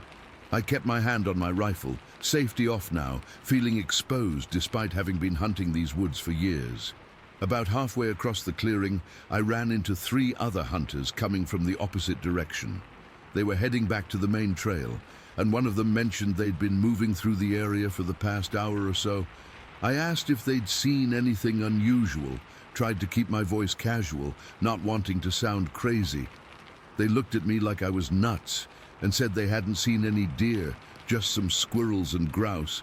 They hadn't seen the elk either, which struck me as odd since it had run in their general direction. They asked if I'd had any luck, and I just shook my head. What was I supposed to say? That I'd just seen Bigfoot? I'm not even sure that's what I was willing to call it at that point. After they left, I continued toward where I'd seen the creature disappear. The ground was mostly covered in pine needles and leaves, not great for tracking. But as I approached the tree line, I noticed an area where the ground was softer, with exposed soil where water had pooled after the rain a few days earlier. What I found there made my blood run cold. There was a partial footprint, just the front half, showing the ball of a foot and what looked like 3 toes. The impression was deep, sinking about 3 inches into soil that was firm enough that my boot barely left a mark. The big toe, if that's what it was massive, easily 4 times the size of my own. The print was deteriorating at the edges, but what remained was unmistakable. Whatever made that print was heavy, really heavy, and based on the depth and the way the soil was pushed back, it had been moving fast, just like what I'd seen. I tried taking pictures with my phone, but they didn't capture the detail well. The lighting was bad with the tree cover, and the shadows made it hard to see the definition. Looking back, I should have made a cast or something, but I wasn't thinking clearly. I followed the direction the footprint was pointing for about 50 yards, but found nothing else. The ground returned to that carpet of pine needles and dead leaves that doesn't show tracks well. Eventually, I gave up and headed back to my original spot, but I couldn't focus on hunting anymore. I packed up and headed back to my truck by noon. I didn't tell anyone what I'd seen that day. Not my wife, not my hunting buddies. Who would believe me? I've always been the skeptical one, the guy who laughs at those Finding Bigfoot shows. But I know what I saw. It wasn't a bear. Bears don't walk upright for that distance or with that kind of fluid motion. It wasn't a person in a suit. No costume could capture that natural movement or the way the hair moved with the body. And no human could leave a print that deep in soil, that firm. The vegetation on its back keeps bothering me. It was like it had been lying still for so long that things started growing on it. Like it was part of the forest itself somehow. I haven't been able to sleep well since. I keep seeing it in my mind, that massive figure moving through the trees, with purpose. I've been hunting these woods for decades, and I've never felt unwelcome until now. It's like I glimpsed something I wasn't supposed to see, something that doesn't want to be found. I'm going back this weekend. I know that sounds insane, but I have to know. I've got a better camera this time, and plaster for making casts if I find more prints. I'm not telling anyone where I'm going, just that I'm heading out for a day hunt. Maybe it was just passing through. Maybe it's gone now, or maybe it's been there all along, watching us come and go, staying just out of sight. One thing's for certain. I'm not the same person I was before I looked through that scope. There are things in these forests that we don't understand, things that have every right to be there, more right than we do, probably. I keep thinking about those other hunters, how they didn't see anything, how the elk ran right past them. How is that possible? Unless this thing somehow knows how to avoid being seen. Or maybe, and this is the thought that really keeps me up at night, maybe it chooses who sees it. Why me? What made me different that day? I don't have answers, just questions and this gnawing feeling that I've crossed some invisible line. The forest doesn't feel the same anymore. It's watching now, waiting, and I can't shake the feeling that next time it might not just run away. Story 8. I've never told anyone the whole story of what happened to me in those woods. Maybe writing it down will help me make sense of it, but I doubt it. Nothing makes sense about what I saw. I'm a hunter, have been all my life, born and raised in York County, South Carolina. My dad took me out for my first deer when I was 12, and I've been hunting these woods for over 30 years now. Or at least I was, until 1999. I know every creek, ridge, and hollow in this county. I've tracked deer through fog, so Thick you couldn't see 10 feet ahead. I've sat in my stand through thunderstorms, ice storms, you name it. Nothing ever bothered me out there. The woods were like a second home to me, until October of '99. It was late October, getting close to dusk. I was in my favorite deer stand about 2 miles into the forest, in an area I'd hunted dozens of times before. The stand was fixed to a big oak about 15 feet up, giving me a good view of a clearing where deer often came to feed in the evening. The day had been quiet. I'd seen a few doe earlier, but nothing worth taking a shot at. As the light started fading, I figured it was time to pack it in. I'd just unloaded my rifle and was gathering my stuff when I heard it. This sound, I don't even know how to describe it properly. It was like a howl, but not like any animal I've ever heard before. Not a coyote, not a wolf, nothing like that. It was deeper, louder, almost like it was coming from something with a chest the size of a barrel. But it also had this hooting quality to it, like an owl, but 100 times louder. It echoed through the trees and seemed to vibrate in my chest. I froze. 20+ years of hunting experience, and I had no idea what could make a sound like that. Then it called again, closer this time, and louder. My heart started hammering. I pulled out my mini maglite, I always carry one in my pack, and swept the beam around the woods below me. Nothing, just trees and shadows and the gathering darkness. The sound came a third time, even closer, maybe 50 yards away at most. My palms were sweating now, and I felt this crawling sensation up my spine, like I was being watched. I decided it was time to get out of there. I climbed down the ladder as quickly as I could without making too much noise. When my boots hit the ground, I immediately felt vulnerable in a way I never had before in these woods. That's when the howling started up again. It sounded like it was circling me. One call from the west, then another from the north, then east. Either there were several of these things, or it was moving fast, really fast. I'm not ashamed to admit I was scared. The hairs on the back of my neck were standing straight up. Whatever was making that noise was big, and it was close, maybe 30 yards away at times. Close enough that I should have been able to see movement in the underbrush, but there was nothing. I unslung my rifle, loaded a round, and pointed it in the direction of the last sound. "Hey!" I shouted, trying to sound braver than I felt. "I'm armed!" The forest went dead silent. No response. Not even the usual cricket sounds or frog calls. Just complete, unnatural silence. Then another howl, so close it felt like it was right in my ear. I fired a warning shot into the air, the crack of the rifle splitting the evening. Silence fell again. I stood there for what felt like forever, my finger hovering near the trigger, ready to fire again if I needed to. Nothing happened. No more sounds, no movement. After about 5 minutes of this standoff with something I couldn't see, I backed away slowly, keeping my eyes and ears open for any sign of whatever had been stalking me. I made it back to my truck without incident, but I couldn't shake the feeling I was being followed the entire way. I didn't hunt for the rest of that season. Told myself I was too busy with work, but the truth is, I was spooked. By the next fall, I'd convinced myself I'd overreacted. Maybe it was just some weird coyote or bobcat. Hell, maybe I'd been working too hard and imagined the whole thing being scarier than it was. So when hunting season came around again in 2000, I decided to head back out. Big mistake. It was November, a cool evening but clear. I'd picked a stand about half a mile from where the incident happened the year before. I figured different location, different experience, right? I'd spent the afternoon watching the woods, but again, nothing worth shooting presented itself. As the sun started to set, I prepared to head home. I climbed down from my stand, untied my rifle from the rope I used to lower it, and slung it over my shoulder. I clicked on my flashlight, turned around, and there it was. Standing less than 6 feet away from me. 6 fucking feet. I'm 6'1", and this thing towered over me. It must have been at least 7.5 feet tall, maybe 8. My flashlight beam hit it midway between its chest and lower body. illuminating dense dark hair covering its entire frame.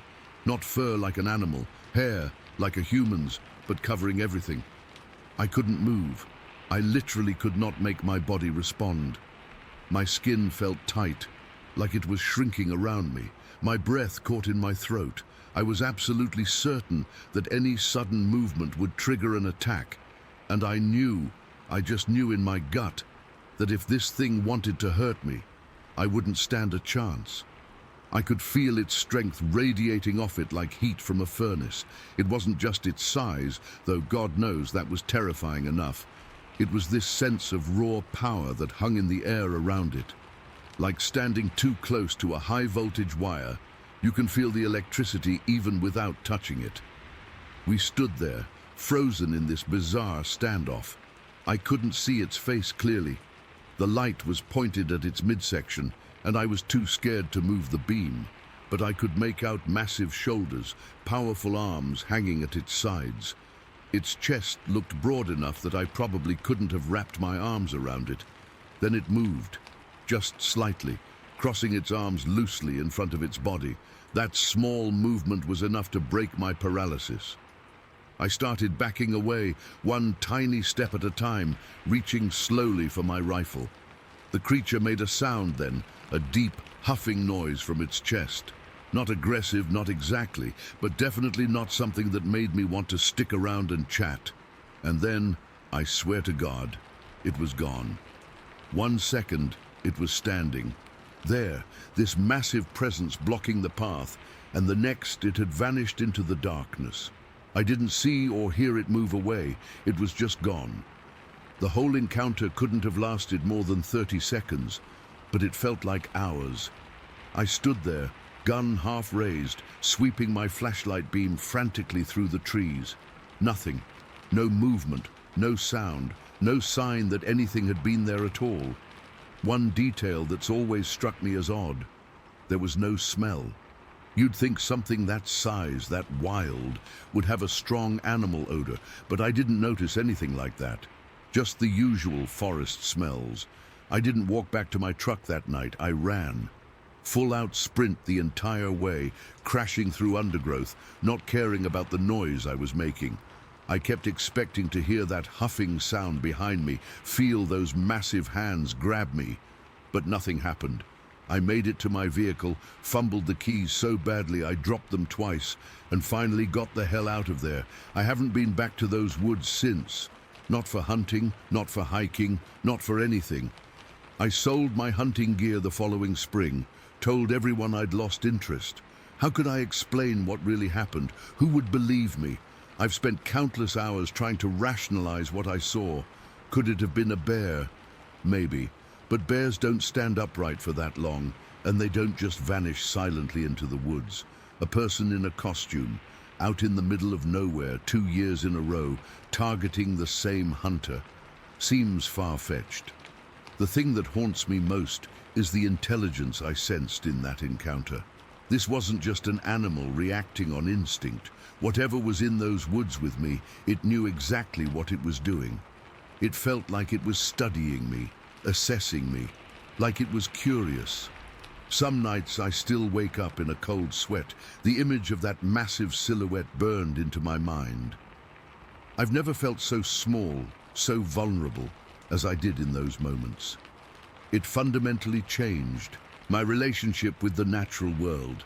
The forests I'd spent my entire life exploring suddenly became alien territory. I don't know what I encountered in York County that night. I don't want to put a label on it, but I know what I saw, and I know it was real. And sometimes, when I'm driving past those woods on my way to work, I catch myself scanning the tree line, half expecting to see a tall, dark figure watching me from the shadows. Whatever's out there, it's still there, and it knows I've seen it. Story 9. I've never been the type to believe in the supernatural or unexplained phenomena. I was always the rational one among my friends, the guy who looked for logical explanations when others jumped to conclusions. But what happened to me and my buddies back in 2014 in Little Natchez, Washington, still gives me chills whenever I think about it. I've spent years trying to make sense of it, but I can't. I just can't. It was early September, berry picking season. Me, Tony, Mark and Dave had been hitting our usual spots for a few years, but this time we wanted to try somewhere new. The mountains around Little Natchez were supposed to have some incredible huckleberry patches that hardly anyone visited because they were so remote. Dave had heard about this spot from his uncle, who used to hunt in the area. We parked at this little pull-off near an old logging road and started hiking in. It was a beautiful morning, clear sky, cool but not cold, perfect hiking weather. We'd been walking for maybe an hour, following this little river that cut through the valley, when I noticed something weird. The silence. 1 second, the forest was alive with the normal sounds. Birds chirping, water bubbling over rocks, wind in the trees, and then suddenly, nothing. Absolute silence. Not the peaceful kind either. This was a heavy, oppressive silence that felt wrong on a gut level. I stopped, walking. "Hey guys, hold up a second." Tony turned around. "What's up?" "Listen," I said. "What do you hear?" They all stopped and you could see it dawn on their faces one by one. "Where'd all the birds go?" Mark asked, looking up at the trees. Dave pulled out his GPS. "Weird. According to this, we're heading west now." "That's impossible," I said. "The sun's right there. We've been heading east all morning." Dave shook the GPS like that would somehow fix it. Maybe the batteries are dying. We decided to keep going. The berries were supposed to be just a little further up, near where the river bent around a rocky outcrop. But I couldn't shake the feeling that something was off. I kept hearing noises behind me, faint bird calls, twigs snapping, but every time I turned around, there was nothing there. "You guys hear that?" I asked after the third or fourth time. "Hear what?" Tony said. Before I could answer, Mark grabbed my arm, his fingers digging in so hard it hurt. "Jordan," he whispered, pointing toward a stand of dense pines about 30 yards away. "Look, by that fallen log." I squinted in the direction he was pointing. At first, I didn't see anything. Then something moved, something big. It was hard to make out details, but I could see a dark shape on 4 legs sliding behind a tree. It moved fast for its size, way faster than a bear, and more fluid somehow. "What the hell was that?" Tony hissed. Dave didn't answer. Instead, he pulled out his pistol. He always carried one for bears, and fired 2 shots into a nearby stump. The sound was deafening in the unnatural silence of the forest. "What are you doing?" I demanded. Dave's face was pale. "Warning shots to scare it off." "To scare what off? We don't even know what it was." Dave looked at me, and I'll never forget the expression on his face.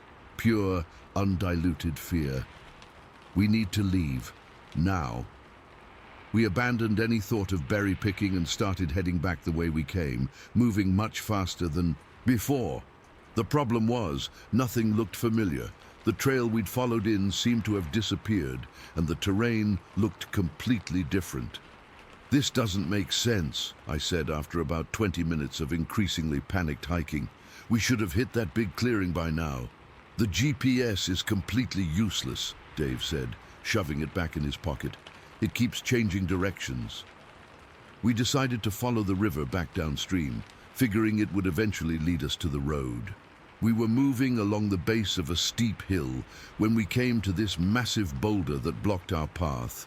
It was at least 15 feet high and pressed right up against the water's edge. "We'll have to go around it," Mark said, already starting to climb up the hillside to get past the obstacle.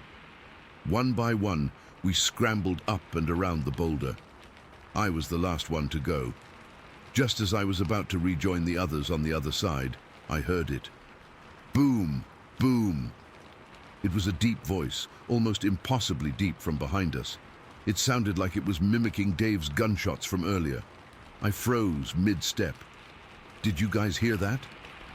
Tony nodded slowly, his eyes wide. "Who said that?" We all looked at each other. None of us had spoken. "Maybe it was an echo," Mark suggested, but his voice was shaking. An echo? After 30 minutes? Dave shot back. No way. That's when it hit me. The stories Dave's uncle used to tell around the campfire. Stories about Bigfoot in these mountains. I'd always laughed them off as old hunters' tales. But standing there with the hair rising on the back of my neck, it didn't seem so funny anymore. I think, I started, not even believing what I was about to say. I think we might have walked between a mother and her baby. A mother what? Tony asked, but the look on his face told me he'd already made the same connection I had. Before I could answer, there was a sound from further up the hill that made my blood run cold.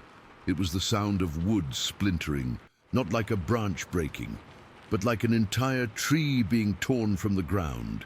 The cracking and snapping echoed through the valley, followed by what I can only describe as a tree being smashed repeatedly against other trees. "Go," Dave said, his voice barely above a whisper. "Go now." We scrambled up the hillside, abandoning any pretense of following the river. Our only thought was putting distance between us and whatever was making that sound. We climbed for what felt like hours, but was probably only 20 minutes, our lungs burning, branches whipping our faces. When we finally stopped to catch our breath on a small ledge, Dave did something that still confuses me to this day. He picked up a thick stick, walked over to a massive pine tree and knocked on it 3 times. Solid, deliberate knocks. "What are you doing?" I hissed. "My uncle said they communicate this way," he whispered back. We all held our breath, listening. The forest remained silent for about 10 seconds. Then, clear as day, 2 knocks came back from somewhere below us. Knock, knock. The sound seemed to vibrate through the ground beneath our feet. Nobody said a word. We just looked at each other, a silent agreement passing between us. Run, and don't stop running. The rest of our escape is a blur in my memory. I remember the feeling of being watched constantly, of eyes following our every move.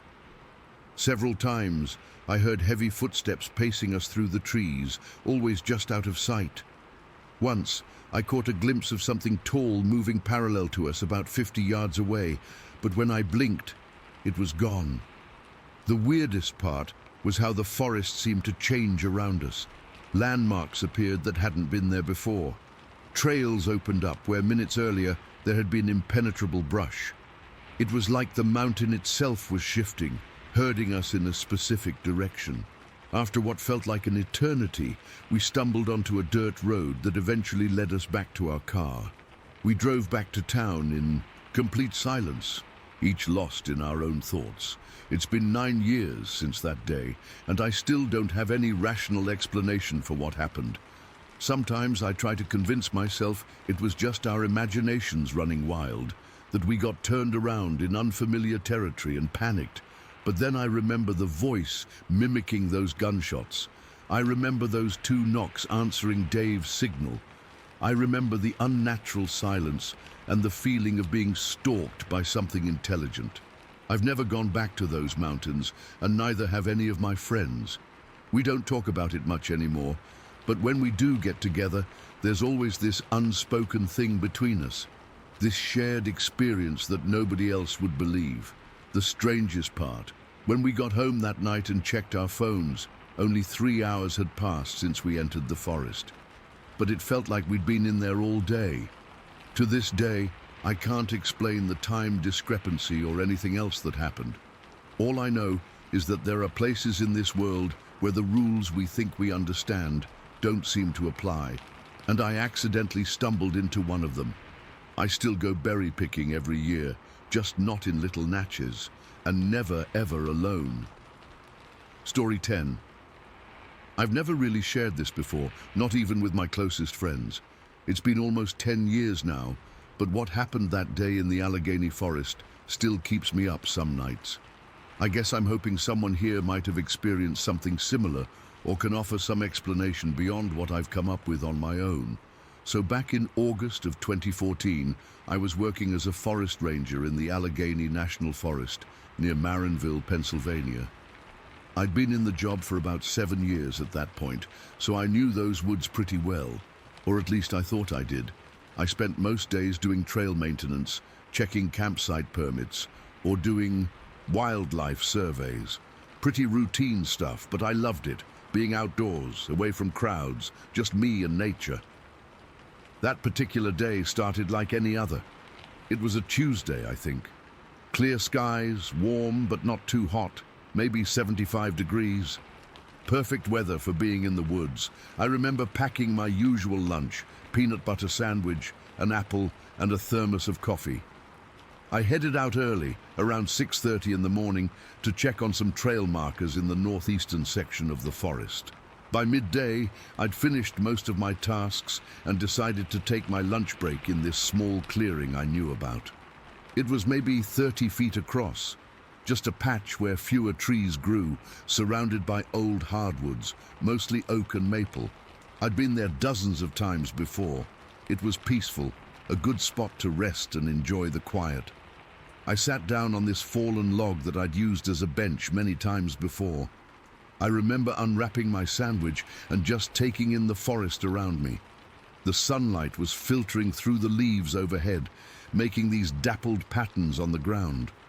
I could hear chickadees and nuthatches calling in the trees nearby. Just a normal, peaceful moment in the woods. That's when I first heard it. At first, it was just this high-pitched sound in the distance, like a yelp, but not quite. It's really hard to describe. It wasn't a bird or any animal I recognized, and I've heard pretty much everything that lives in those woods. It was almost primate-like, but sharper, more deliberate. It came from somewhere to the east of me, maybe half a mile away. I stopped chewing and just listened, trying to figure out what it was. Then the weirdest thing happened. From the opposite direction, I'd say about a mile to the west, came this response. A deep, guttural whooping sound, much lower in pitch than the first call. It was powerful enough that I could almost feel it in my chest, even at that distance. It was like whoop, whoop, whoop, with the middle sound being the loudest. I was sitting there, sandwich halfway to my mouth, completely frozen, because these weren't random animal noises. They had this rhythm, this intentionality to them. It was clearly communication, and I was smack in the middle of it. The calls continued back and forth. The high-pitched yelps from the east would come in these patterns, like yip, yip, yap, then a pause, then yip, yap, yip.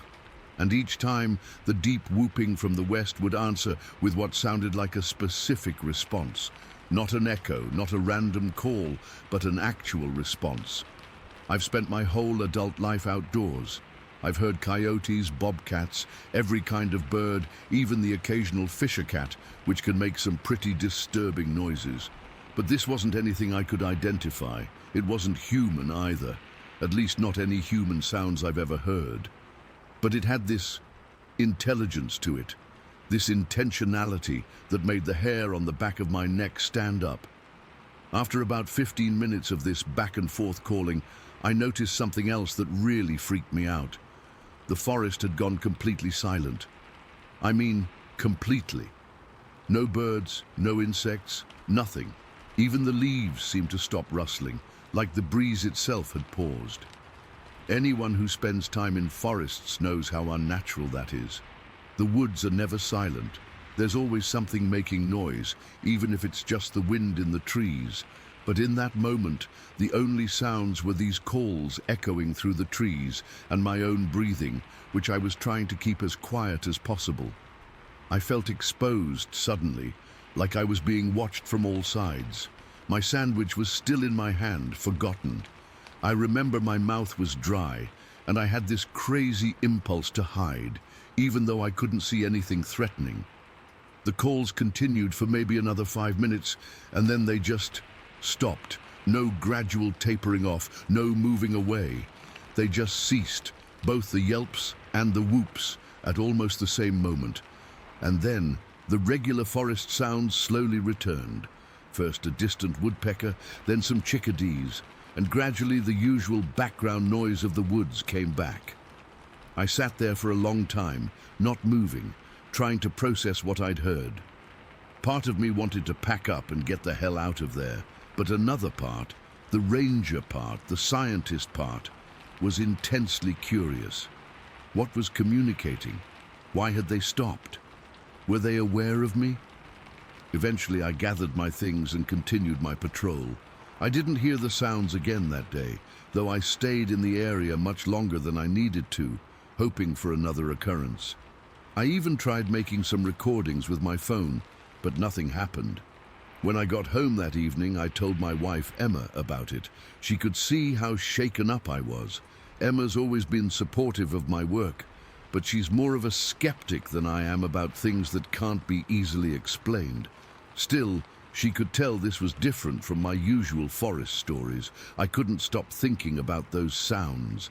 I checked our wildlife databases, listened to recordings of every animal known to inhabit the Allegheny region. Nothing matched.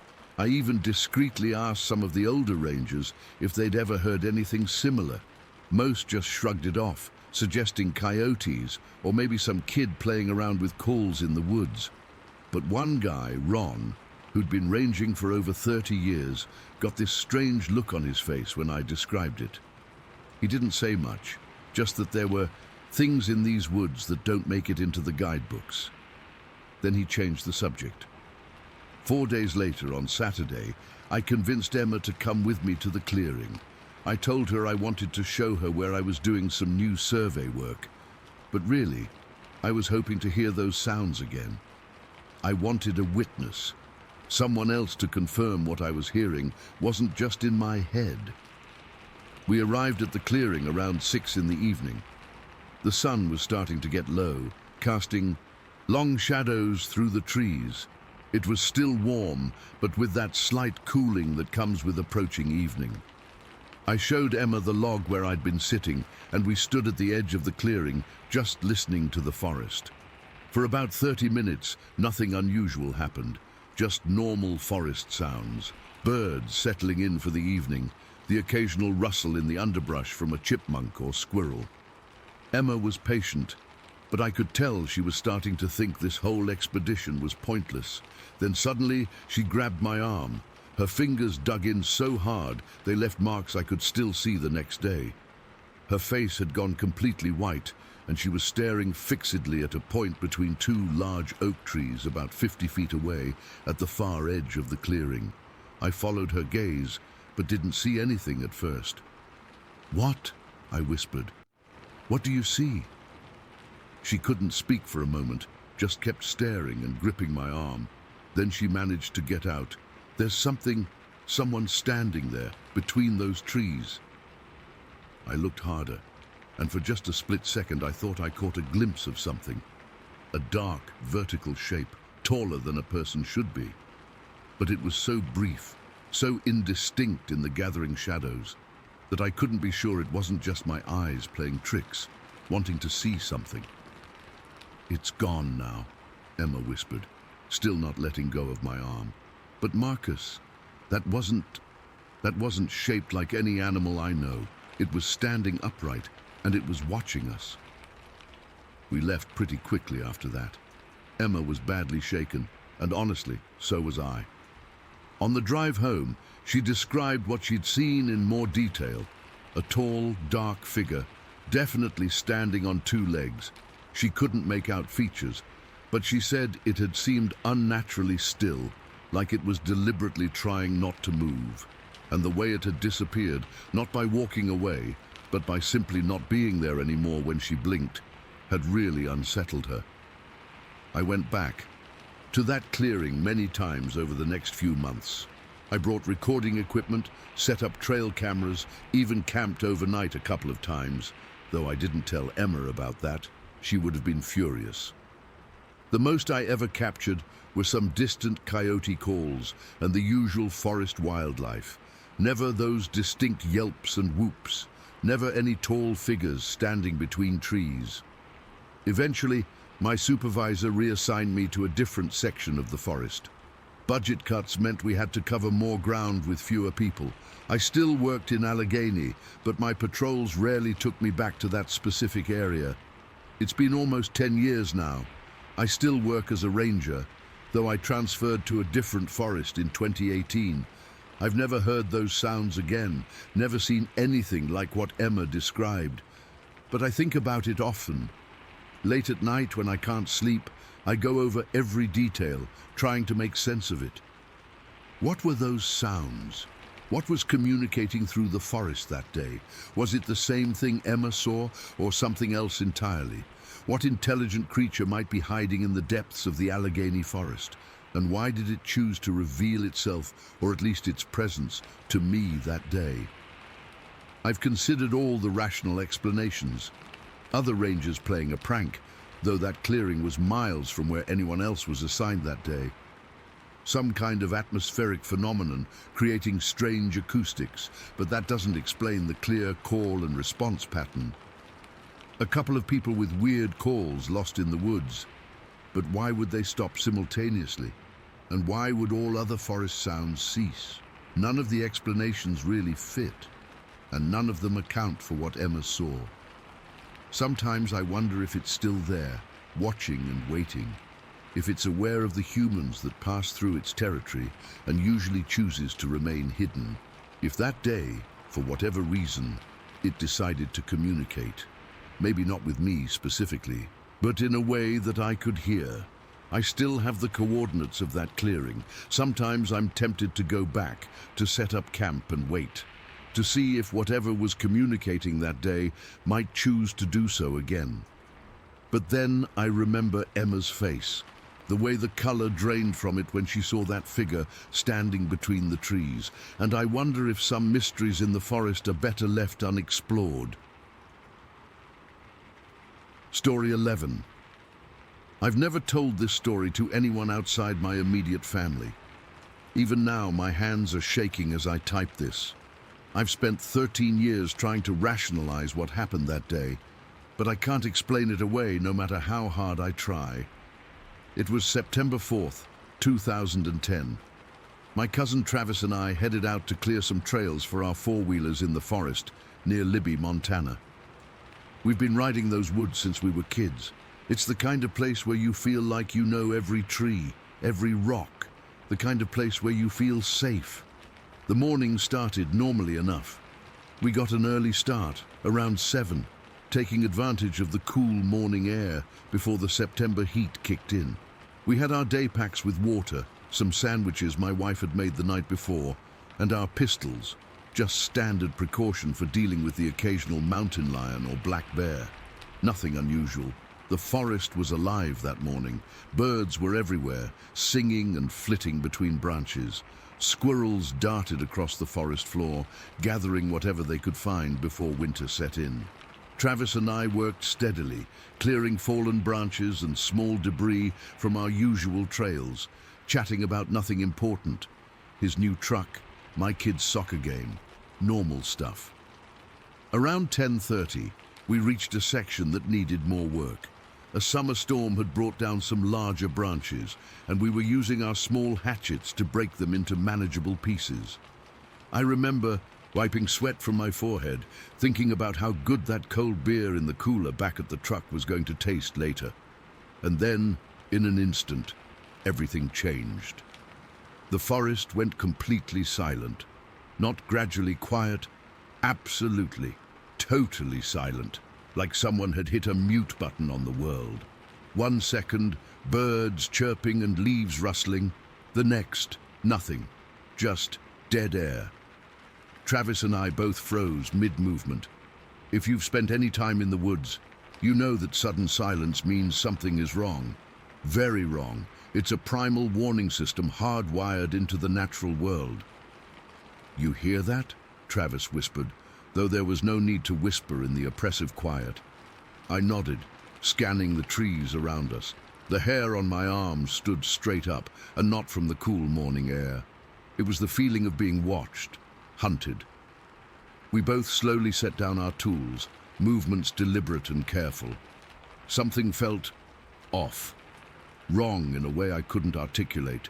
I remember my mouth going completely dry, my heart hammering against my ribs. That's when I saw it.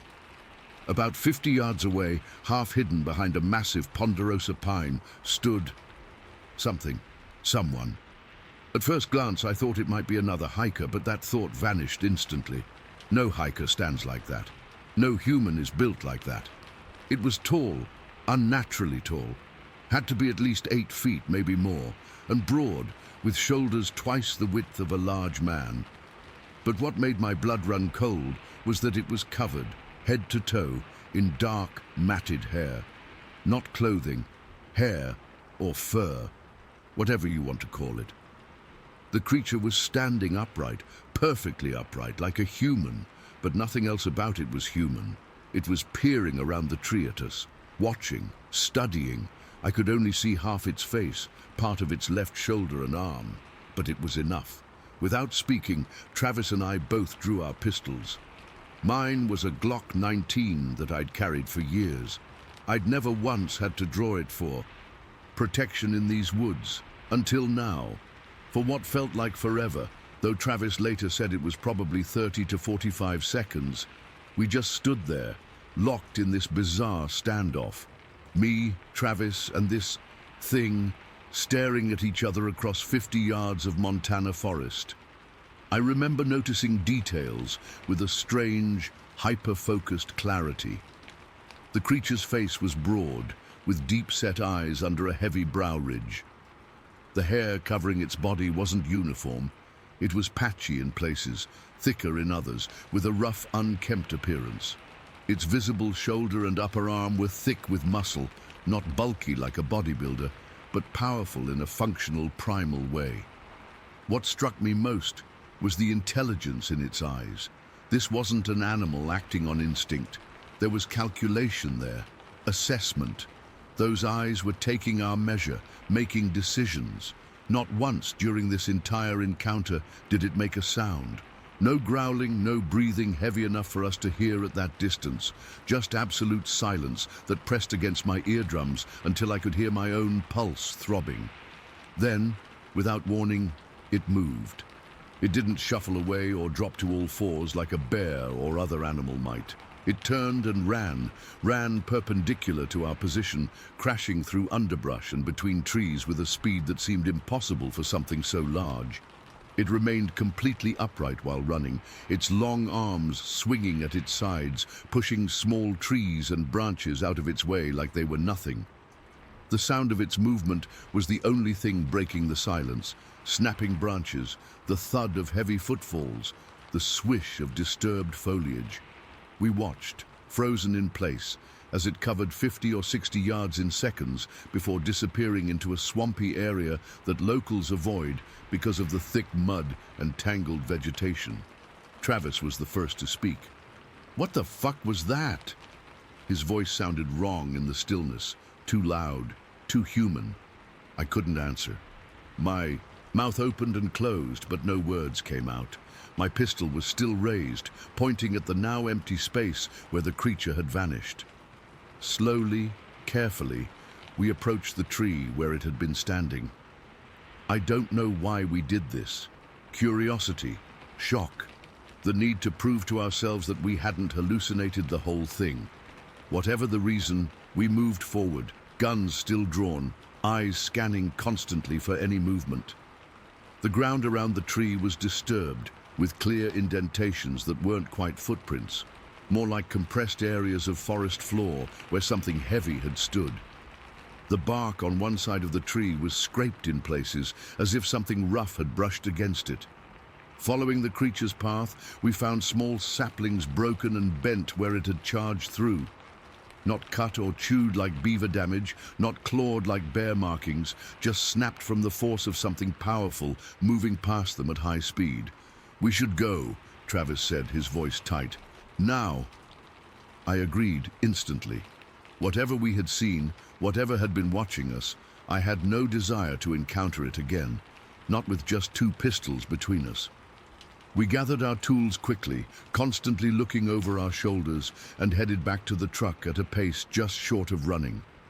That half-mile hike back felt like 10 miles, every shadow potentially hiding another creature, every sound signaling its return. When we reached the truck, we threw our gear in the back and got inside, locking the doors, as if that would offer any real protection. We sat there for a few minutes, not speaking, just breathing hard and trying to process what we'd seen. "That wasn't a bear," Travis finally said. "No," I agreed. "Not a bear. Not a guy in a suit either." I almost laughed at that. No one in a costume moves like that. No one human, anyway. We drove back mostly in silence, occasionally attempting to describe what we'd seen, to put it into words that made sense. But how do you categorize something that shouldn't exist? How do you file away an experience that challenges everything you thought you knew about the world? Over the next few days, we tried to rationalize it. Maybe it was a particularly large black bear standing oddly. Maybe the silence and shadows played tricks on our eyes. Maybe. But we both knew what we'd seen, and neither of us could shake the feeling that it had been watching us long before we noticed it. That we had somehow entered its territory, its domain, and it had decided to let us see it. We never reported it officially. Who would believe us? What would we say? "Excuse me, Forest Service, but we saw a giant, hairy humanoid watching us in the woods. We'd be laughed out of town, become the butt of jokes at the local bar." We did go back to those woods eventually. We had to. Our families have hunted and recreated there for generations. But things were different after that day. We started carrying rifles instead of just pistols. We stopped going alone. We became hyper-aware of our surroundings, jumping at shadows and sudden silences. I've never seen the creature again, though sometimes, when I'm out there and the forest goes quiet, I feel those eyes on me, watching, waiting, assessing. I don't know what we encountered that September morning 13 years ago. Bigfoot, some unknown species, something else entirely. All I know is that it was real. It was intelligent, and it reminded me that for all our technology and civilization, we humans are not at the top of every food chain. Sometimes I dream about those eyes watching me from behind the tree. In my dreams, it doesn't run away. In my dreams, it comes closer. I still go into those woods, still ride those same trails, but I never go unarmed anymore, and I never, ever ignore it when the forest falls silent. Story 12. I still remember it clear as day, even though it happened. Back in the fall of 2008, I don't talk about it much because, well, people think you're crazy when you bring up stuff like this. But it happened, and I know what I saw. I was riding my motorcycle north on Highway 9, just past Sedro-Woolley in Washington State. Anyone who's been up there knows it's beautiful country, especially in the fall. The trees were starting to change, and that golden afternoon light was hitting everything just right. It was around 4:30 in the afternoon. Weather was perfect. Clear skies, not too cold yet, just a great day to be on the bike. This stretch of highway was pretty straight and completely empty that day. No cars in front of me, nothing behind me. Just me cruising at about 50 miles per hour with thick woods on both sides. I wasn't in any hurry, just enjoying the ride and the scenery. I'd been riding for maybe 20 minutes since my last stop when I noticed something moving at the edge of the trees on the right side of the road. At first, I thought it was just a person trying to cross the highway, which was weird enough since there's nothing out there. No houses, no side roads, nothing, just dense forest.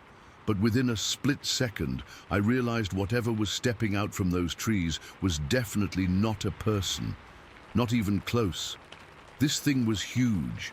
I mean, way bigger than any human I've ever seen. It was tall with these wide shoulders, and it was completely dark from head to toe. Dark brown or black, not like clothing dark, but like fur or hair dark. What really got me was how it moved. It wasn't running, but it crossed the entire width of the highway, both lanes plus the shoulders, so maybe 30 or 40 feet total, in just 6 steps. 6. That's not normal. Nothing moves like that. Since I was doing 50, I closed the distance fast, and I got a really good look at it for a few seconds. Its body was thick and strong-looking, with this massive chest and these powerful legs. The arms were long, too long, and they swung as it walked. The whole thing was covered in this dark hair, and its head seemed to sit low between shoulders that hunched slightly. I'm not small. I'm 6 foot, 200 pounds, but this thing made me feel tiny. If I had to guess, it was at least 7 or 8 feet tall, maybe taller. By the time I reached the spot where it crossed, it was already gone. I slowed my bike down, scanning the woods on the left side of the highway, but there was nothing. No movement, no sound. Nothing to indicate that this massive thing had just pushed through the underbrush. It was like it knew exactly where to go to disappear instantly. The weird thing is, I wasn't scared at first. I was confused. My brain was trying to process what I'd just seen because it didn't fit into any category I knew. It wasn't a bear. I've seen plenty of bears in my life. It wasn't a person in a costume.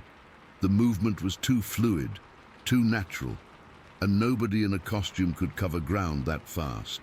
I sat there on my idling bike for maybe a minute, just staring into the trees where it disappeared. Part of me wanted to get off and look for tracks or something, but another part, the smarter part, kept me on the bike. Eventually, I continued north, but I was riding slower now, scanning the woods on both sides. The fear didn't hit until about 10 minutes later. It was like my brain finally caught up with my eyes, and I started shaking so bad I had to pull over at the next wide spot in the road. I sat there on the shoulder, helmet off, just trying to breathe normally and stop my hands from trembling. I kept replaying it in my head, the way it stepped out with such purpose, the impossible size, the way it moved, not like an animal, not like a human, but something in between. And the speed. God, the speed. Something that big shouldn't be able to move that fast or that quietly.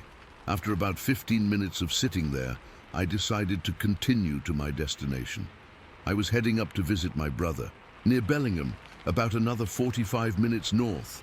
The whole way there, I couldn't stop looking into the trees. When I got to my brother's place, I didn't tell him right away. We grilled some steaks, had a few beers, and watched some football, but it was eating at me. I couldn't focus on anything else. Finally, after his wife went to bed, I told him what I'd seen. I expected him to laugh or at least look skeptical, but he didn't. He just listened, nodding occasionally, and when I finished, he said, "You're not the first person to see something like that around here." Turns out, that area has a history of similar sightings going back decades. My brother had never seen anything himself, but he knew people who had. Some locals won't drive that stretch of Highway 9 after dark. They call it Sasquatch territory. I've always been a skeptical person. I don't believe in ghosts or aliens or any of that stuff. But what I saw that day wasn't something I can explain away. It wasn't a trick of the light or my imagination. It was real, solid, and it moved with a purpose.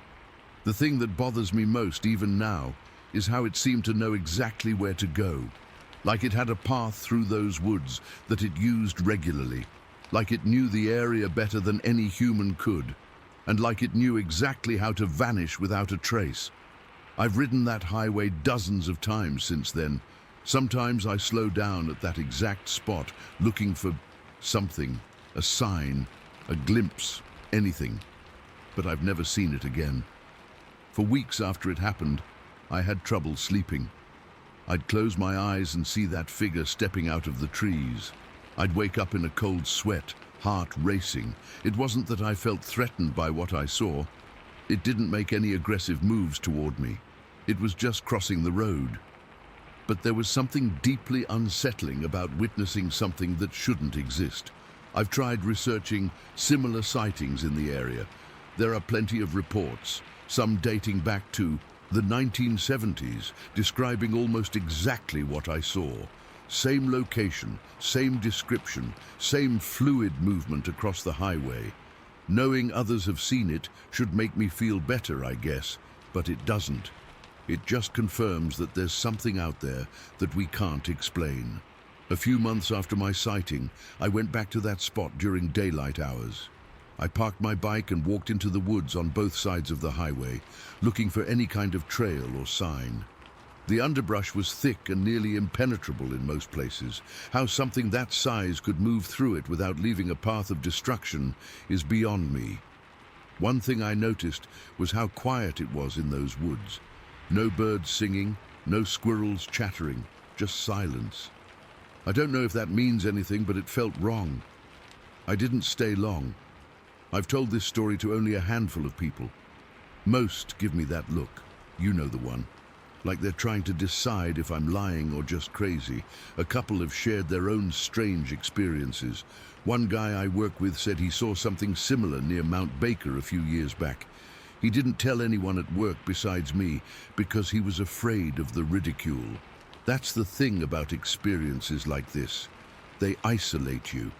You become part of this silent group of people who've seen something they can't explain and can't really talk about. You question yourself, even though you know what you saw. I've gone back and forth about what it actually was. The most logical explanation is that it was a Sasquatch or Bigfoot or whatever you want to call it. But saying that out loud sounds ridiculous, even to me. I never believed those stories before.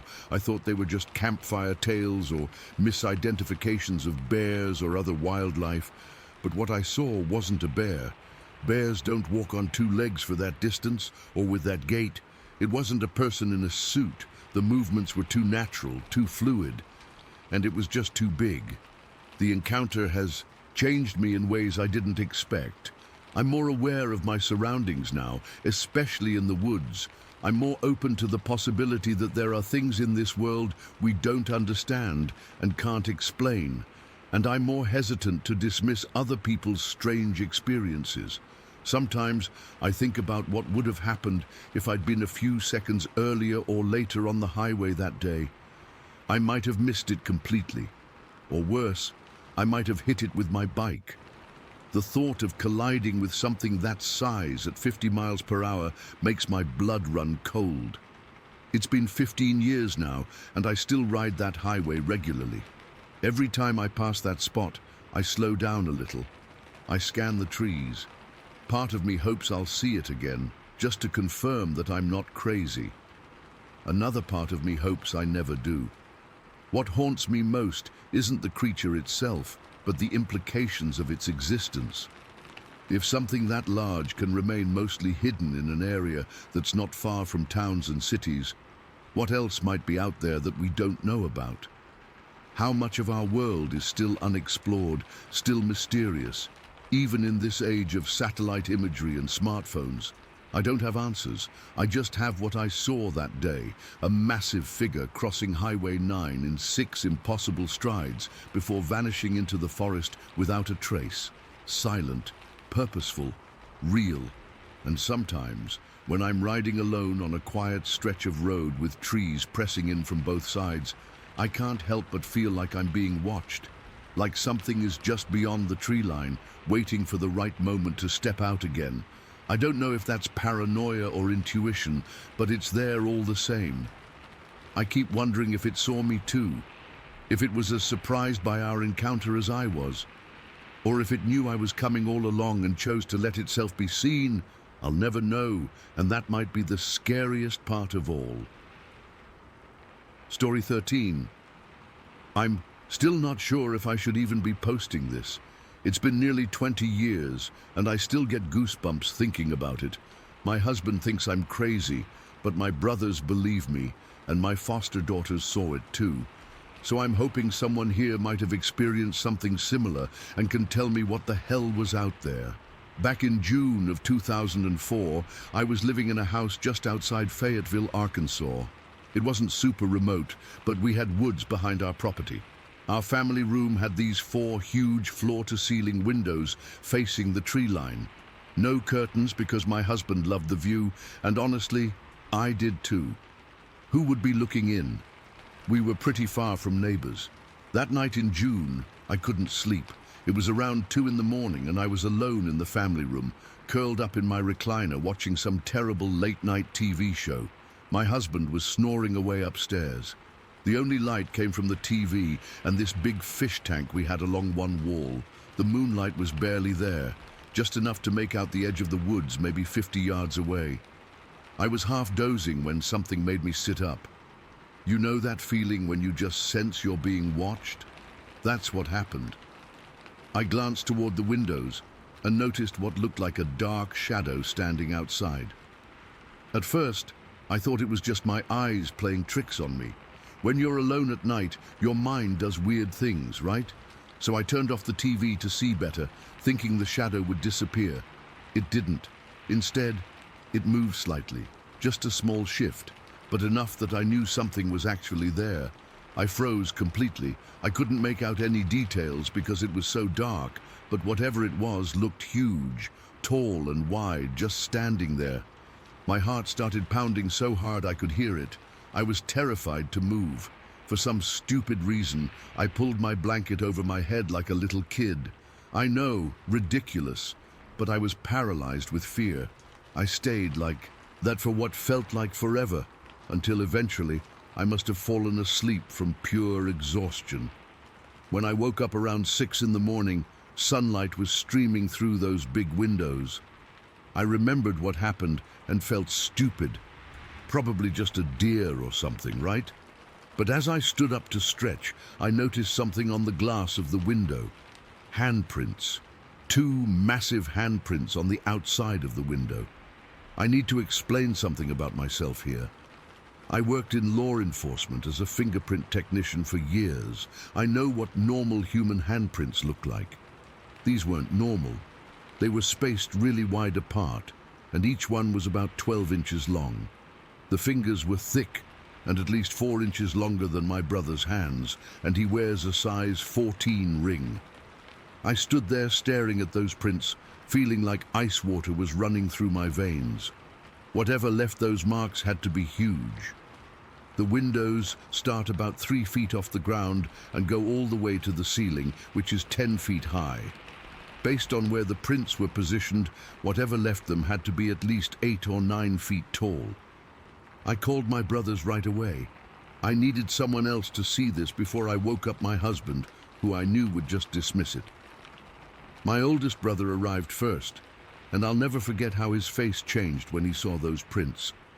He's not a guy who gets scared easily, but he looked genuinely freaked out. "What the hell could have made those?" he asked, measuring his own hand against the print on the window. His fingertips barely reached halfway up the finger marks on the glass. We took pictures, though they didn't come out great because the prints were sort of oily and hard to capture on camera. When my husband finally woke up, he glanced at them and said they were probably just smudges from the window installers. But they weren't there the day before, and besides, we'd been in that house for almost a year already. For a few weeks after that, I was jumpy every night. I kept thinking I saw shadows moving outside those windows. My husband finally agreed to let me get curtains, but I still felt exposed. About a month later, my younger brother was staying over. We were all sleeping when around 4 in the morning, the whole house shook with this violent banging on the exterior walls. It wasn't like a branch hitting the house or an animal scratching. It was deliberate, powerful pounding. Hard enough to knock pictures off shelves and actually damage our new vinyl siding.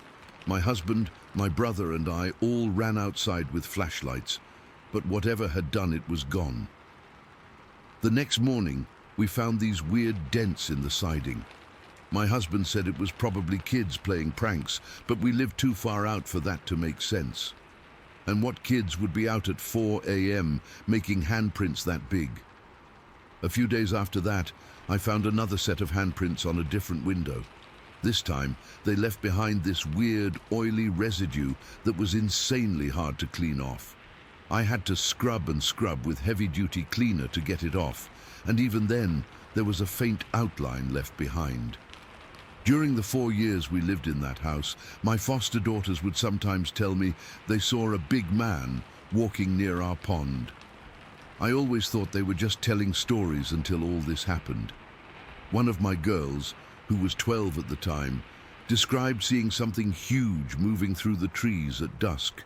She said it walked on 2 legs, but was way taller than any person she'd ever seen. After we put up a dog kennel in the backyard, things seemed to escalate. It was like whatever was out there grew bolder. It started coming closer to the house, not just watching but interacting, hitting the walls, leaving those marks, staying long enough to be noticed. I set up a wildlife camera near the tree line, convinced that whatever it was kept coming back. The first few nights, nothing showed up on the footage. Then one night, around 3 in the morning, the camera caught something that still gives me chills. It only lasted for a few seconds, but there was this massive dark shape moving between the trees. The camera's infrared made its eyes reflect back as 2 bright dots. The height marker on a nearby tree showed it had to be at least 8 feet tall. When I showed the footage to my husband, he finally stopped dismissing my fears. He said it was probably a bear standing on its hind legs, but I've seen bears. This thing moved differently, more upright, more deliberate. One night in the fall, I was up late again watching TV when I heard a strange sound outside. It was this low, rumbling breath, almost like a very deep humming. I turned off all the lights and carefully peeked through a gap in the curtains. There it was again, that tall, dark figure standing at the edge of our yard, just watching. I could make out more details this time.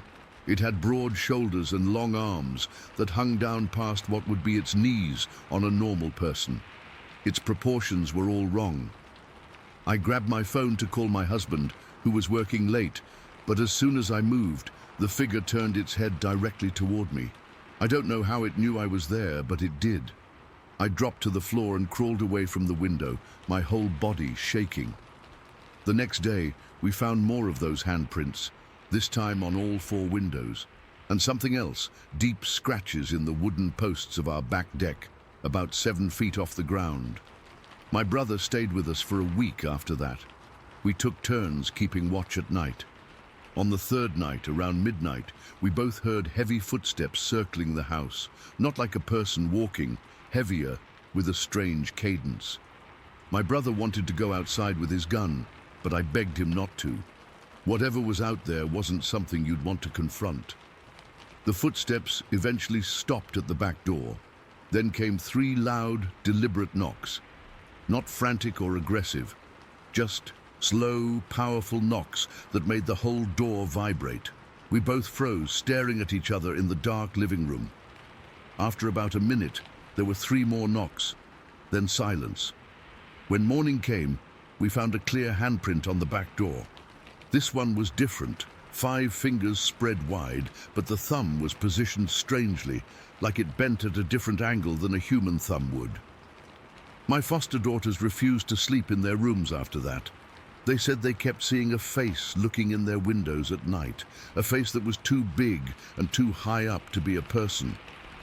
We started finding weird things around our property. Branches broken off trees at impossible heights, large areas of flattened grass in the woods behind our house, like something massive had been lying there. And once, a half-eaten deer carcass about 50 yards into the woods, not torn apart like predators usually do, but with precise chunks missing, almost like it had been cut. The wildlife camera caught it one more time, moving quickly past the lens. This time, I could see that it was covered in dark hair or fur. Not like a bear's fur, longer, more matted in some places. And it moved on 2 legs with a strange swinging gait. One particularly terrifying night, I was home alone when the power suddenly went out. No storm, no reason for it, just darkness. I grabbed my flashlight and called the power company, who said there were no outages reported in our area. As I was talking to them, I heard something heavy moving onto our back deck. The wooden boards creaked under significant weight. I hung up and just sat there in the dark, hardly breathing. Then I heard it, that low, rumbling breath again, right outside the sliding glass door. It went on for what felt like forever. Then 3 heavy knocks on the glass. I didn't move. 3 more knocks, harder this time. I was afraid the glass would break. Then something even more terrifying happened. It spoke. At least, I think it did. It was this deep, garbled sound that almost formed words, like someone trying to talk underwater. I couldn't make out what it was saying. but the cadence was definitely speech-like. It went on for maybe 30 seconds, then stopped. The power came back on suddenly, and when it did, I caught a glimpse of something huge moving quickly away from the door. Just a dark shape disappearing into the trees. The next morning, I found more handprints, and that same oily residue smeared on the glass door. But there was something else too. 3 small rocks stacked on top of each other on the deck railing, deliberately placed, like some kind of message. We moved away 6 months later. I never figured out what was stalking our house. The local wildlife authorities suggested bears or possibly escaped exotic animals, but I know what I saw. Whatever it was intelligent. It watched us. It learned our patterns. It tried to communicate. Sometimes I wonder if it's still there, watching the new owners through those big windows. I've thought about warning them, but what would I even say? Hey, just so you know, there's an 8-foot-tall creature that likes to look in your windows at night. To this day, I can't sleep in a room with uncovered windows, and whenever I'm somewhere near woods at night, I can't shake the feeling that something's watching me from just beyond the tree line, waiting for me to notice it again. Story 14. I still get goosebumps thinking about what happened to my husband and me back in March 2013. We live near Campbell River on Vancouver Island, British Columbia. Born and raised on the West Coast, I've spent my whole life around these forests. I know the sounds of eagles, bears, cougars, elk, all the wildlife you'd expect. My husband Michael is the same. He grew up hunting and fishing these areas with his dad, so between us, we're pretty damn familiar with what belongs in these woods and what doesn't. That day started like any other weekend in early spring. It was overcast, typical for March around here, with that light, misty rain that seems to hang in the air rather than actually fall. We needed firewood for the coming week, so we drove our pickup about 30 minutes north of town to a logging road we often used. It's a spot where you can legally collect fallen timber, and we'd been there dozens of times before. We arrived around 5 in the afternoon. The light was already starting to fade a bit with the cloud cover, but we had plenty of time before dark. Michael parked the truck at the bottom of this sloped logging road, and we started gathering wood from the fallen debris near the roadside. He had his chainsaw to cut the bigger pieces, while I'd gather the manageable stuff and pile it near the truck. We worked our way gradually uphill, moving the truck as we went. It was peaceful work, just the occasional buzz of the chainsaw, the smell of wet earth and pine, and that gentle rain pattering on my hood. Nothing unusual at all. Michael and I didn't talk much, just worked in that comfortable silence you develop after years together. By around 6, we'd made our way to the top of the slope. Michael maneuvered the truck around to face downhill to make it easier to load up and leave.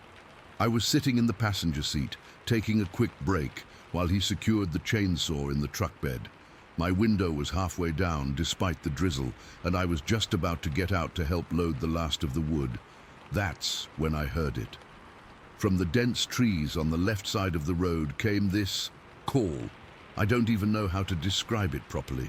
It was a loud, two-toned whooping sound that seemed to echo through the entire forest. The volume was what hit me first. It was loud, impossibly loud, like someone using a megaphone but without that electronic quality, just pure, powerful sound. It had this weird pitch to it, not quite like a bird or mammal, but something different. The clarity of it was what really struck me. The sound cut through everything, the rain, the trees, the distance, like it was happening right next to my ear. I froze with my hand on the door handle. Michael was standing by the truck bed, and I could see him completely motionless, staring into the trees where the sound had come from. Our eyes met, and I could tell he was just as confused as I was. Before either of us could say anything, the call rang out again. Same pattern, same incredible volume. 2 distinct tones, almost like ooh-wah, but with a quality I can't really put into words. It wasn't mechanical, but it wasn't natural either. Then something happened that still gives me chills when I think about it. From the opposite side of the road, the right side, came a response. It was similar to the first call, but higher pitched and with a slightly different rhythm. Like the first one went ooh-wah, and this one went ooh-wah-wah, with the second part quicker. It was clearly a response to the first call, not just a random sound. Michael slowly moved to my side of the truck, never taking his eyes off the forest. We stood there, barely breathing, as these two calls began alternating. Back and forth, back and forth. It was like listening to a conversation. The timing was too perfect, too organized to be random animal noises. Whatever was making these sounds was communicating with purpose. This went on for what must have been a full minute, though it felt much longer. I counted at least 6 exchanges. The pattern would sometimes change slightly. The duration between calls would shorten, or one call would have an extra syllable that the other would then mimic in response. It felt intelligent, deliberate. And then it stopped. Just stopped. Complete silence fell over the forest. And that's when I noticed something else. The normal background noise of the woods was gone too. No birds calling, no small creatures rustling in the underbrush, nothing. It was like someone had pressed mute on the entire forest. "What the hell was that?" Michael whispered, his voice sounding unnaturally loud in the silence. I couldn't answer. I was straining my ears, trying to catch any hint of movement. That's when I realized something else. During that bizarre exchange, the voice from the left side of the road had subtly moved. The first call had come from maybe 50 yards into the trees, but the last one seemed further away, like whatever made it had been gradually retreating deeper into the forest while it talked. We stood there for another minute or two, listening to that awful silence. I've never experienced anything like it in the woods before. It was like the forest was holding its breath. "Let's go," I finally said. "Now." Michael didn't argue. We abandoned the last of the wood we'd planned to gather and got into the truck. His hands were shaking slightly as he started the engine. Neither of us spoke as we drove back down the logging road, both of us scanning the trees on either side. About a quarter-mile down the road, I started to hear normal forest sounds again. A bird called in the distance, then another. The natural ambient noise of the woods gradually returned, like we were leaving a bubble of something behind us. Only when we hit the main highway did we start talking about what we'd heard. "Could it have been people?" I asked, though I already knew the answer. Michael shook his head. "No way. Nobody could make sounds that loud without equipment, and those weren't recorded sounds." "Elk?" I suggested weakly. "Maybe some kind of territorial call?" "Emma, you know damn well that wasn't an elk, or a moose, or a bird, or anything else I've ever heard in 30 years in these woods." He was right. We went through every animal we knew, birds, mammals, even the possibility of some weird echo effect from machinery somewhere. Nothing fit. The volume alone defied explanation. It was like standing next to a loudspeaker, but crystal clear, without distortion. And the conversational pattern. Animals don't communicate that way, not with that kind of complexity and timing. When we got home, Michael immediately got on the internet, searching for similar experiences or sound recordings that might match what we'd heard. He found some stories about Sasquatch vocalizations and played a few for me, but none matched the weird two-toned quality we'd heard. Some Sasquatch researchers talk about wood knocks and whoops, but this was different, more complex, more deliberate. For weeks afterward, I had trouble sleeping. I kept hearing those calls in my dreams, only in the nightmares they were getting closer instead of farther away. Michael wanted to go back in daylight with a recorder, but I refused. Whatever was out there, I didn't want to meet it. We eventually told a few close friends, but most just suggested conventional explanations or joked about Bigfoot. One friend who works for the Forestry Service said there had been unusual activity reports in that general area, but wouldn't elaborate. That didn't exactly put my mind at ease. It's been over 10 years now, and I still don't have an explanation. We've continued to camp and hike in other areas around Campbell River. I'm not going to let one unexplained experience ruin my love of the outdoors. But we've never gone back to that specific logging road, and we always make sure to be out of the woods well before dusk now. Sometimes when I'm alone in the forest and it gets unusually quiet, I find myself holding my breath, listening for that distinct two-toned call. Part of me is terrified I'll hear it again, but another part, the part that keeps me up at night sometimes, is afraid that whatever it was, it's been watching us all along, just smart enough to stay hidden, just patient enough to wait. The thing that still bothers me most isn't just what made those sounds, but what they were saying to each other, because whatever it was, they were talking, and they stopped when they realized we were listening. Story 15. I've never shared this story with anyone outside my immediate family and Jason. It's been over 30 years, but I still get chills thinking about that night in Ava. I grew up in rural Missouri, where the forests get thick and the houses are far apart. Back in 1991, I was 12 years old, and my best friend Jason was 11. We were just kids who thought we knew everything about the woods behind our houses. It happened in late October. The days were getting shorter, and there was that distinct fall chill in the air that made the evenings feel different. Jason and I had been at Mrs. Harmon's house. She lived about a mile down the road from my place. She was this sweet older lady who always had homemade cookies and would let us watch cable TV, which was a big deal since neither of our families had it yet. We'd stayed later than we meant to that Friday night. Mrs. Harmon had made apple cider and let us watch some scary movies since Halloween was coming up. When we realized it was already past 10, we knew we needed to get home before our parents started worrying. "You boys be careful riding home in the dark," Mrs. Harmon said as we grabbed our bikes from her front yard. "No, ma'am," I remember saying. "We've got our flashlights and it's not that far." Jason nodded in agreement. We were at that age where we were desperate to prove we weren't little kids anymore. Besides, we'd made this trip dozens of times before. Mrs. Harmon's house sat at the bottom of this long, steep gravel driveway that wound up to the main road. It was probably about 200 yards of uphill struggle, which meant we usually had to walk our bikes up instead of riding them. That night was especially dark. No moon, just a blanket of stars above the tree line and one distant street lamp.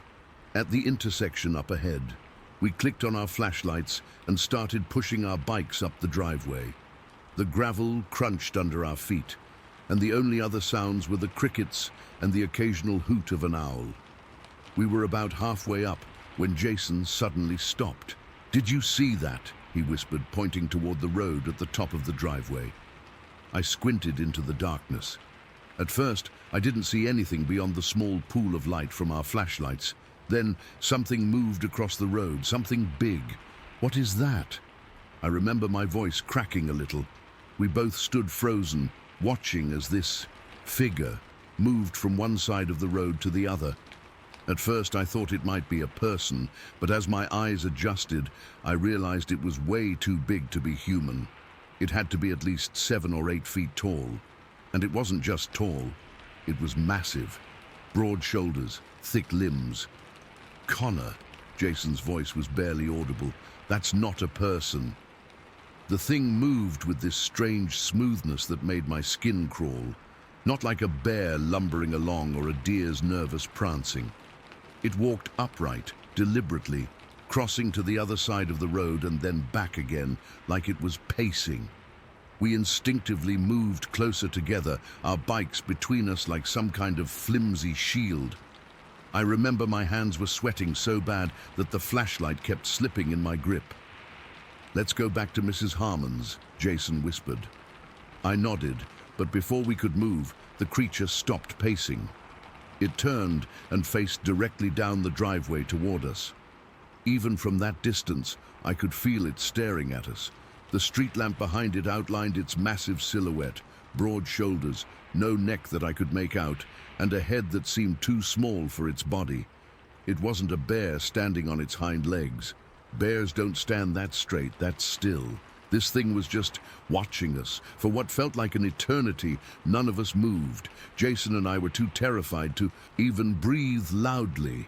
Then it made a sound that I still hear in my nightmares sometimes. This deep, guttural grunt that wasn't like any animal I'd ever heard. It wasn't a growl or a roar. It was almost deliberate, like it was trying to communicate. That sound broke the spell of fear that had frozen us in place. We both dropped our bikes right there on the gravel. They clattered loudly in the silence, and I remember thinking that the noise would draw the creature toward us. We ran back down the driveway toward Mrs. Harmon's house, stumbling on the loose gravel. I fell once, scraping my knee badly, but the adrenaline was pumping so hard I barely felt it. We burst through Mrs. Harmon's front door without even knocking. She was in her living room, reading a book, and nearly jumped out of her skin when we came crashing in. "Good Lord, boys, what on earth is the matter?" she asked, getting to her feet. We were both talking at once, breathless and terrified. I remember how my voice kept catching, how I couldn't get the words out right. "There's something up on the road," I stammered. "It's huge. It was watching us," Jason added. Mrs. Harmon's expression changed from startled to concerned. She put her hands on our shoulders to calm us down. "Slow down and tell me what happened," she said firmly. We managed to explain what we'd seen, though I could tell she was skeptical. The fear in our eyes must have convinced her we'd seen something, though, because she went to her closet and pulled out a heavy-duty flashlight and an old baseball bat. "Let's go get your bikes," she said. "I'm sure it was just a deer or maybe someone's cow got loose." I didn't want to go back out there, but I was also terrified of what my parents would say if I came home without my bike. Plus, with Mrs. Harmon there, I felt a little braver. We walked back up the driveway, Mrs. Harmon leading the way with her big flashlight. The beam cut through the darkness much better than our small ones had. When we got to where we'd dropped our bikes, she swept the light around, illuminating the trees on either side of the driveway and then up toward the road. There was nothing there. "See? Nothing to be afraid of," she said.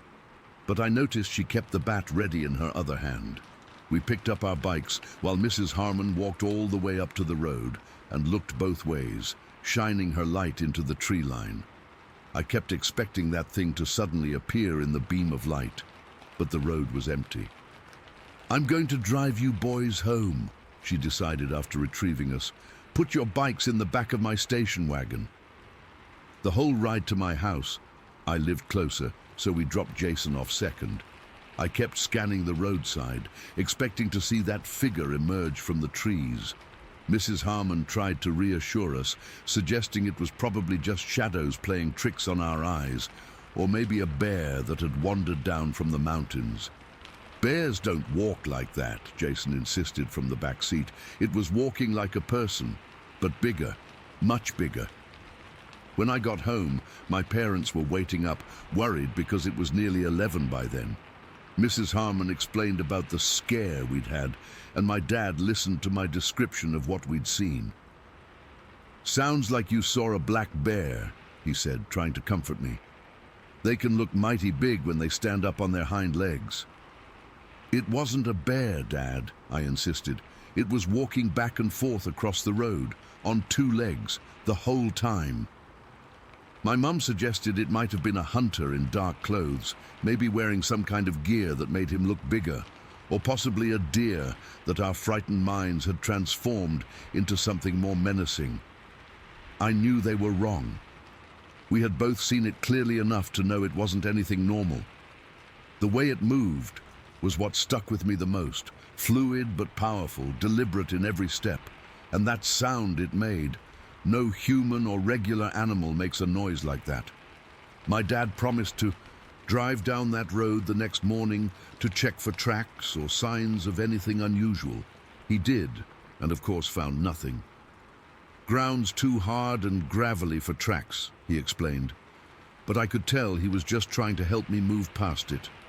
For weeks afterward, Jason and I wouldn't go near Mrs. Harmon's after dark. We talked about what we'd seen constantly, comparing details to make sure we hadn't imagined it.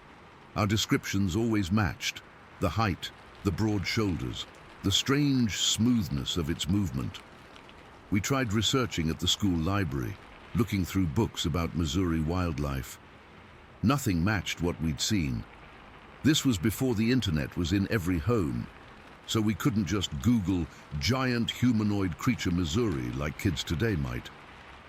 One day, about a month after it happened, Jason came to school with a book he'd convinced his mom to order through a catalog.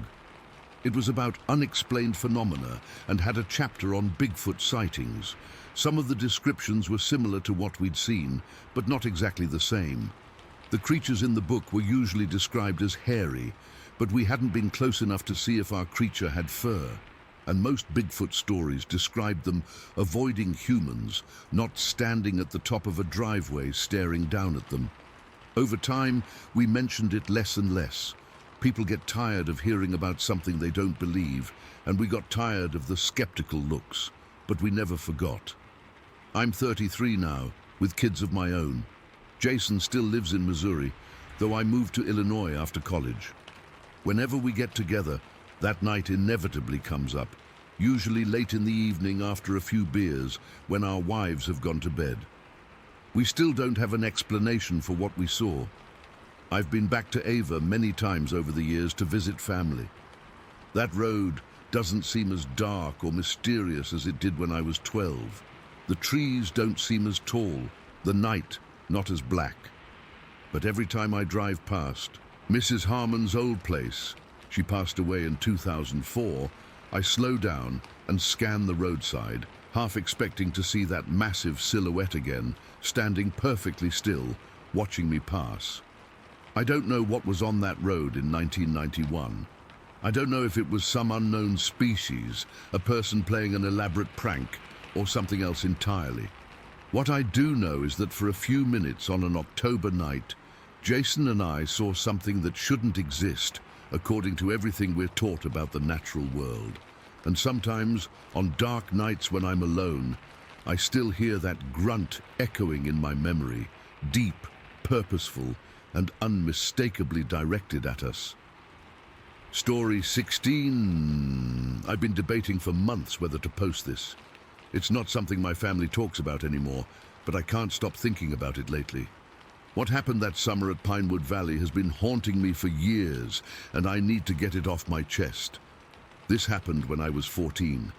My parents had this tradition of taking a camping trip every summer, just the three of us. My dad Richard was always the outdoorsy type, ex-military and all that, while my mom Karen was more hesitant about roughing it, but she went along with it to make us happy. That summer, we packed up our old Honda and headed to Pinewood Valley with our pop-up trailer in tow. Pinewood Valley is this really secluded campground about 4 hours from where we lived. The place isn't fancy at all, just basic campsites scattered through dense pine forest with a small lake nearby. We'd been there once before when I was much younger, but I barely remembered it. We arrived on a Friday afternoon and set up camp in a spot that was pretty isolated from the other campers. Dad always preferred it that way, said it made the experience more authentic. We parked the trailer, set up our little camping area with folding chairs, and put our cooler full of food under the trailer to keep it out of the sun. It was just this cheap blue styrofoam thing, nothing special. The first day was normal. We hiked, fished at the lake, made hot dogs for dinner. I remember it was a clear night with so many stars you could actually see the Milky Way. We sat around the campfire telling stories until it got late, then turned in for the night. I fell asleep right away in my sleeping bag on one side of the pop-up trailer. My parents were on the other side of the small divider that barely gave any privacy. I slept straight through until morning, but apparently something happened during the night. I woke up to the sound of my parents arguing in hushed tones outside the trailer. This wasn't normal. They rarely fought, especially on our trips. I poked my head out to see what was going on. Dad was standing over our cooler, or what was left of it. The thing was completely destroyed, Not just tipped over or damaged, but literally broken into pieces. The food inside was mostly gone, with some wrappers and containers scattered around. Dad was picking up the pieces, clearly annoyed. It was probably just some teenagers messing around, he was saying, or maybe a bear got into it. But Mom wasn't buying it. She stood with her arms wrapped around herself, even though it wasn't cold. Her face was pale, and she kept looking at the tree line behind our site. I'd never seen her look like that before. "That's not what happened, Richard," she said quietly. "You know that's not what happened." Dad just sighed and continued cleaning up. "We'll go into town and get another cooler. No big deal." I helped Dad clean up the mess while Mom sat in one of the folding chairs, staring into nothing. She barely touched her breakfast, which was weird because she always made a big deal about having a proper breakfast while camping. Later that morning, Dad suggested we go explore some trails he'd spotted on the map. Mom said she wasn't feeling well and wanted to stay at the campsite. Dad gave her a look I couldn't quite read, then asked if she'd be okay alone. "I'm fine," she insisted. "Just tired. You two go ahead." Dad seemed hesitant, but eventually agreed. As we were getting ready to leave, he pulled me aside. "Keep an eye on your mom when we get back, okay? I think she's just spooked by the cooler thing, but she'll be fine." I nodded, but I was confused. Mom wasn't the type to get scared easily. She'd dealt with power outages, flat tires on deserted roads, even a small kitchen fire once, all without losing her cool. This seemed different. Dad and I hiked for a couple of hours. The whole time, I couldn't stop thinking about Mom and how strange she was acting. When we got back to camp around noon, she was sitting in the exact same position, still staring at nothing. Dad mentioned going into town for supplies and a new cooler. He asked if I wanted to come, but I said I'd stay with Mom. Once he drove off, I sat down next to her. "You okay, Mom?" I asked. She turned to me slowly, like she was coming out of a trance. Then she did something unexpected. She grabbed my hand and squeezed it hard. "Ethan," she said, her voice barely above a whisper, "I need to tell you something, but you can't tell your father. He'll just say I'm being ridiculous." I nodded, suddenly feeling nervous. Whatever was out there last night, it wasn't a bear, and it wasn't a man either. She was staring right into my eyes. I don't know what it was, but I saw its shadow on the side of the tent. A chill ran down my spine. It wasn't what she said, it was how she said it. Not hysterical or confused, but with this quiet certainty that made my stomach drop. "What do you mean?" I asked. "What did it look like?" She shook her head slightly. "I woke up around 3 in the morning. I heard something moving around outside by the cooler. At first, I thought it was an animal, maybe a raccoon, but the sounds weren't right. It wasn't the random scuffling of an animal.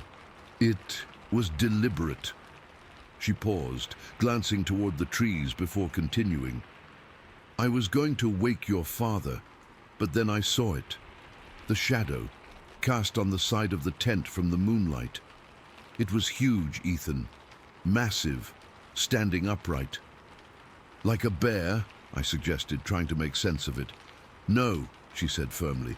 "Bears don't stand that way. This was shaped wrong. The proportions weren't right.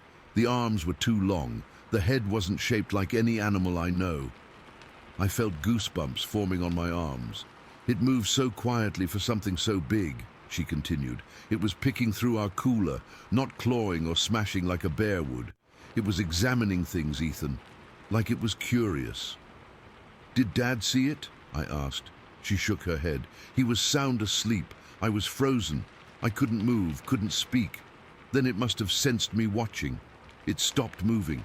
The shadow on the tent just went still." She took a deep breath.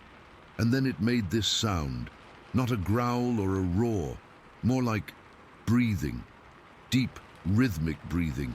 Like it was smelling the air. Smelling us." Mom squeezed my hand tighter. It stood there for what felt like forever, then it just walked away. So quietly, I didn't hear a single footstep. I didn't know what to say. Mom had never been one for tall tales or exaggerations. If anything, she was the practical one in the family. "The cooler wasn't ripped apart by claws, Ethan," she said. "It was pulled apart, deliberately, methodically." We sat in silence for a few minutes. I had so many questions, but Mom seemed drained from just telling me this much. "Why don't you want to tell Dad?" I finally asked. "You know how he is," she sighed. "He'd either dismiss it completely or make some big macho show of patrolling the campsite with his hunting knife. Either way, it wouldn't help." She made me promise not to bring it up, and I agreed, though I was burning with curiosity and, I'll admit, fear. Dad came back with a new cooler and supplies, and we tried to salvage the rest of the day. Mom made an effort to act normal, but I could tell she was on edge. She jumped at every sound from the forest and kept glancing over her shoulder. When Dad suggested cooking dinner as it got dark, Mom insisted we eat sandwiches instead and turn in early. That night I couldn't sleep. I lay awake, listening to every crack of a twig, every rustle of leaves outside. I kept thinking about what Mom had described. Was it really just a bear? Maybe a moose? Or was it something else entirely? Around midnight I heard Mom get up. Through the thin divider, I could see her silhouette sitting upright, perfectly still. She stayed that way for hours, just listening. I pretended to be asleep, but I was wide awake, my heart pounding. Nothing happened that night, or the next. But Mom never relaxed. She barely slept, hardly ate. She kept scanning the tree line, tensing at every noise. Dad noticed, of course, but chalked it up to her being city soft and not used to wildlife sounds. He had no idea. We were supposed to stay 5 days, but on the third morning, Mom announced she wasn't feeling well and thought we should head home. Dad tried to convince her to stay, but she was adamant. I backed her up, saying I was feeling sick too. Dad gave in, disappointed but concerned enough to agree. As we packed up, I noticed Mom kept looking at the ground around our campsite. When Dad was busy loading the car, she pulled me aside and pointed to something in the dirt near where the cooler had been destroyed. "Look," she whispered. It was a footprint. At least, I think it was a footprint. It was big, much bigger than Dad's boot, and oddly shaped. Not quite human, not quite animal. The ground was too hard for it to leave a clear impression, but there was definitely something there. "Don't tell your father," she said again. I nodded, feeling sick to my stomach. The drive home was quiet. Dad tried to lighten the mood a few times, but eventually gave up. Mom stared, out the window the whole way, watching the trees as we passed. That was 12 years ago. We never went back to Pinewood Valley. In fact, Mom found excuses to avoid camping trips altogether after that. Dad eventually stopped suggesting them. Mom never mentioned that night again, not once. It was like she had locked it away somewhere deep inside her. But I saw how she'd tense up whenever we'd drive past dense forests, how she'd check the locks twice at night, how she'd stop and listen whenever she heard unusual sounds outside our house. I almost forgot about it too, until I stumbled across John Green's books about strange forest encounters a few years ago. There were accounts in there, dozens of them, describing encounters with something tall, something that moved silently through the forest, something that seemed curious about human belongings but avoided direct contact, something with a shadow that didn't look quite human, quite animal. I've tried bringing it up with Mom once or twice as an adult, but she shuts the conversation down immediately. The only time I got any response was when I was helping her clean out the garage last year. We found our old camping gear, and I saw her staring at the pop-up trailer with this distant look in her eyes. "We had some good trips in that old thing," I said casually. She nodded, then quietly replied, "Some things are better left in the forest, Ethan." She hasn't elaborated, and I haven't pushed, but I know what she saw that night. I know it wasn't a bear, wasn't a person, wasn't anything we can easily explain away. And the longer I've thought about it, the more convinced I've become that something was watching us from the woods that night, something that shouldn't exist but does. I still don't know exactly what happened at Pinewood Valley, but I know it changed my mother forever. And sometimes, when I'm alone in the woods, I catch myself listening for that deep, rhythmic breathing she described, and looking over my shoulder for shadows that shouldn't be there.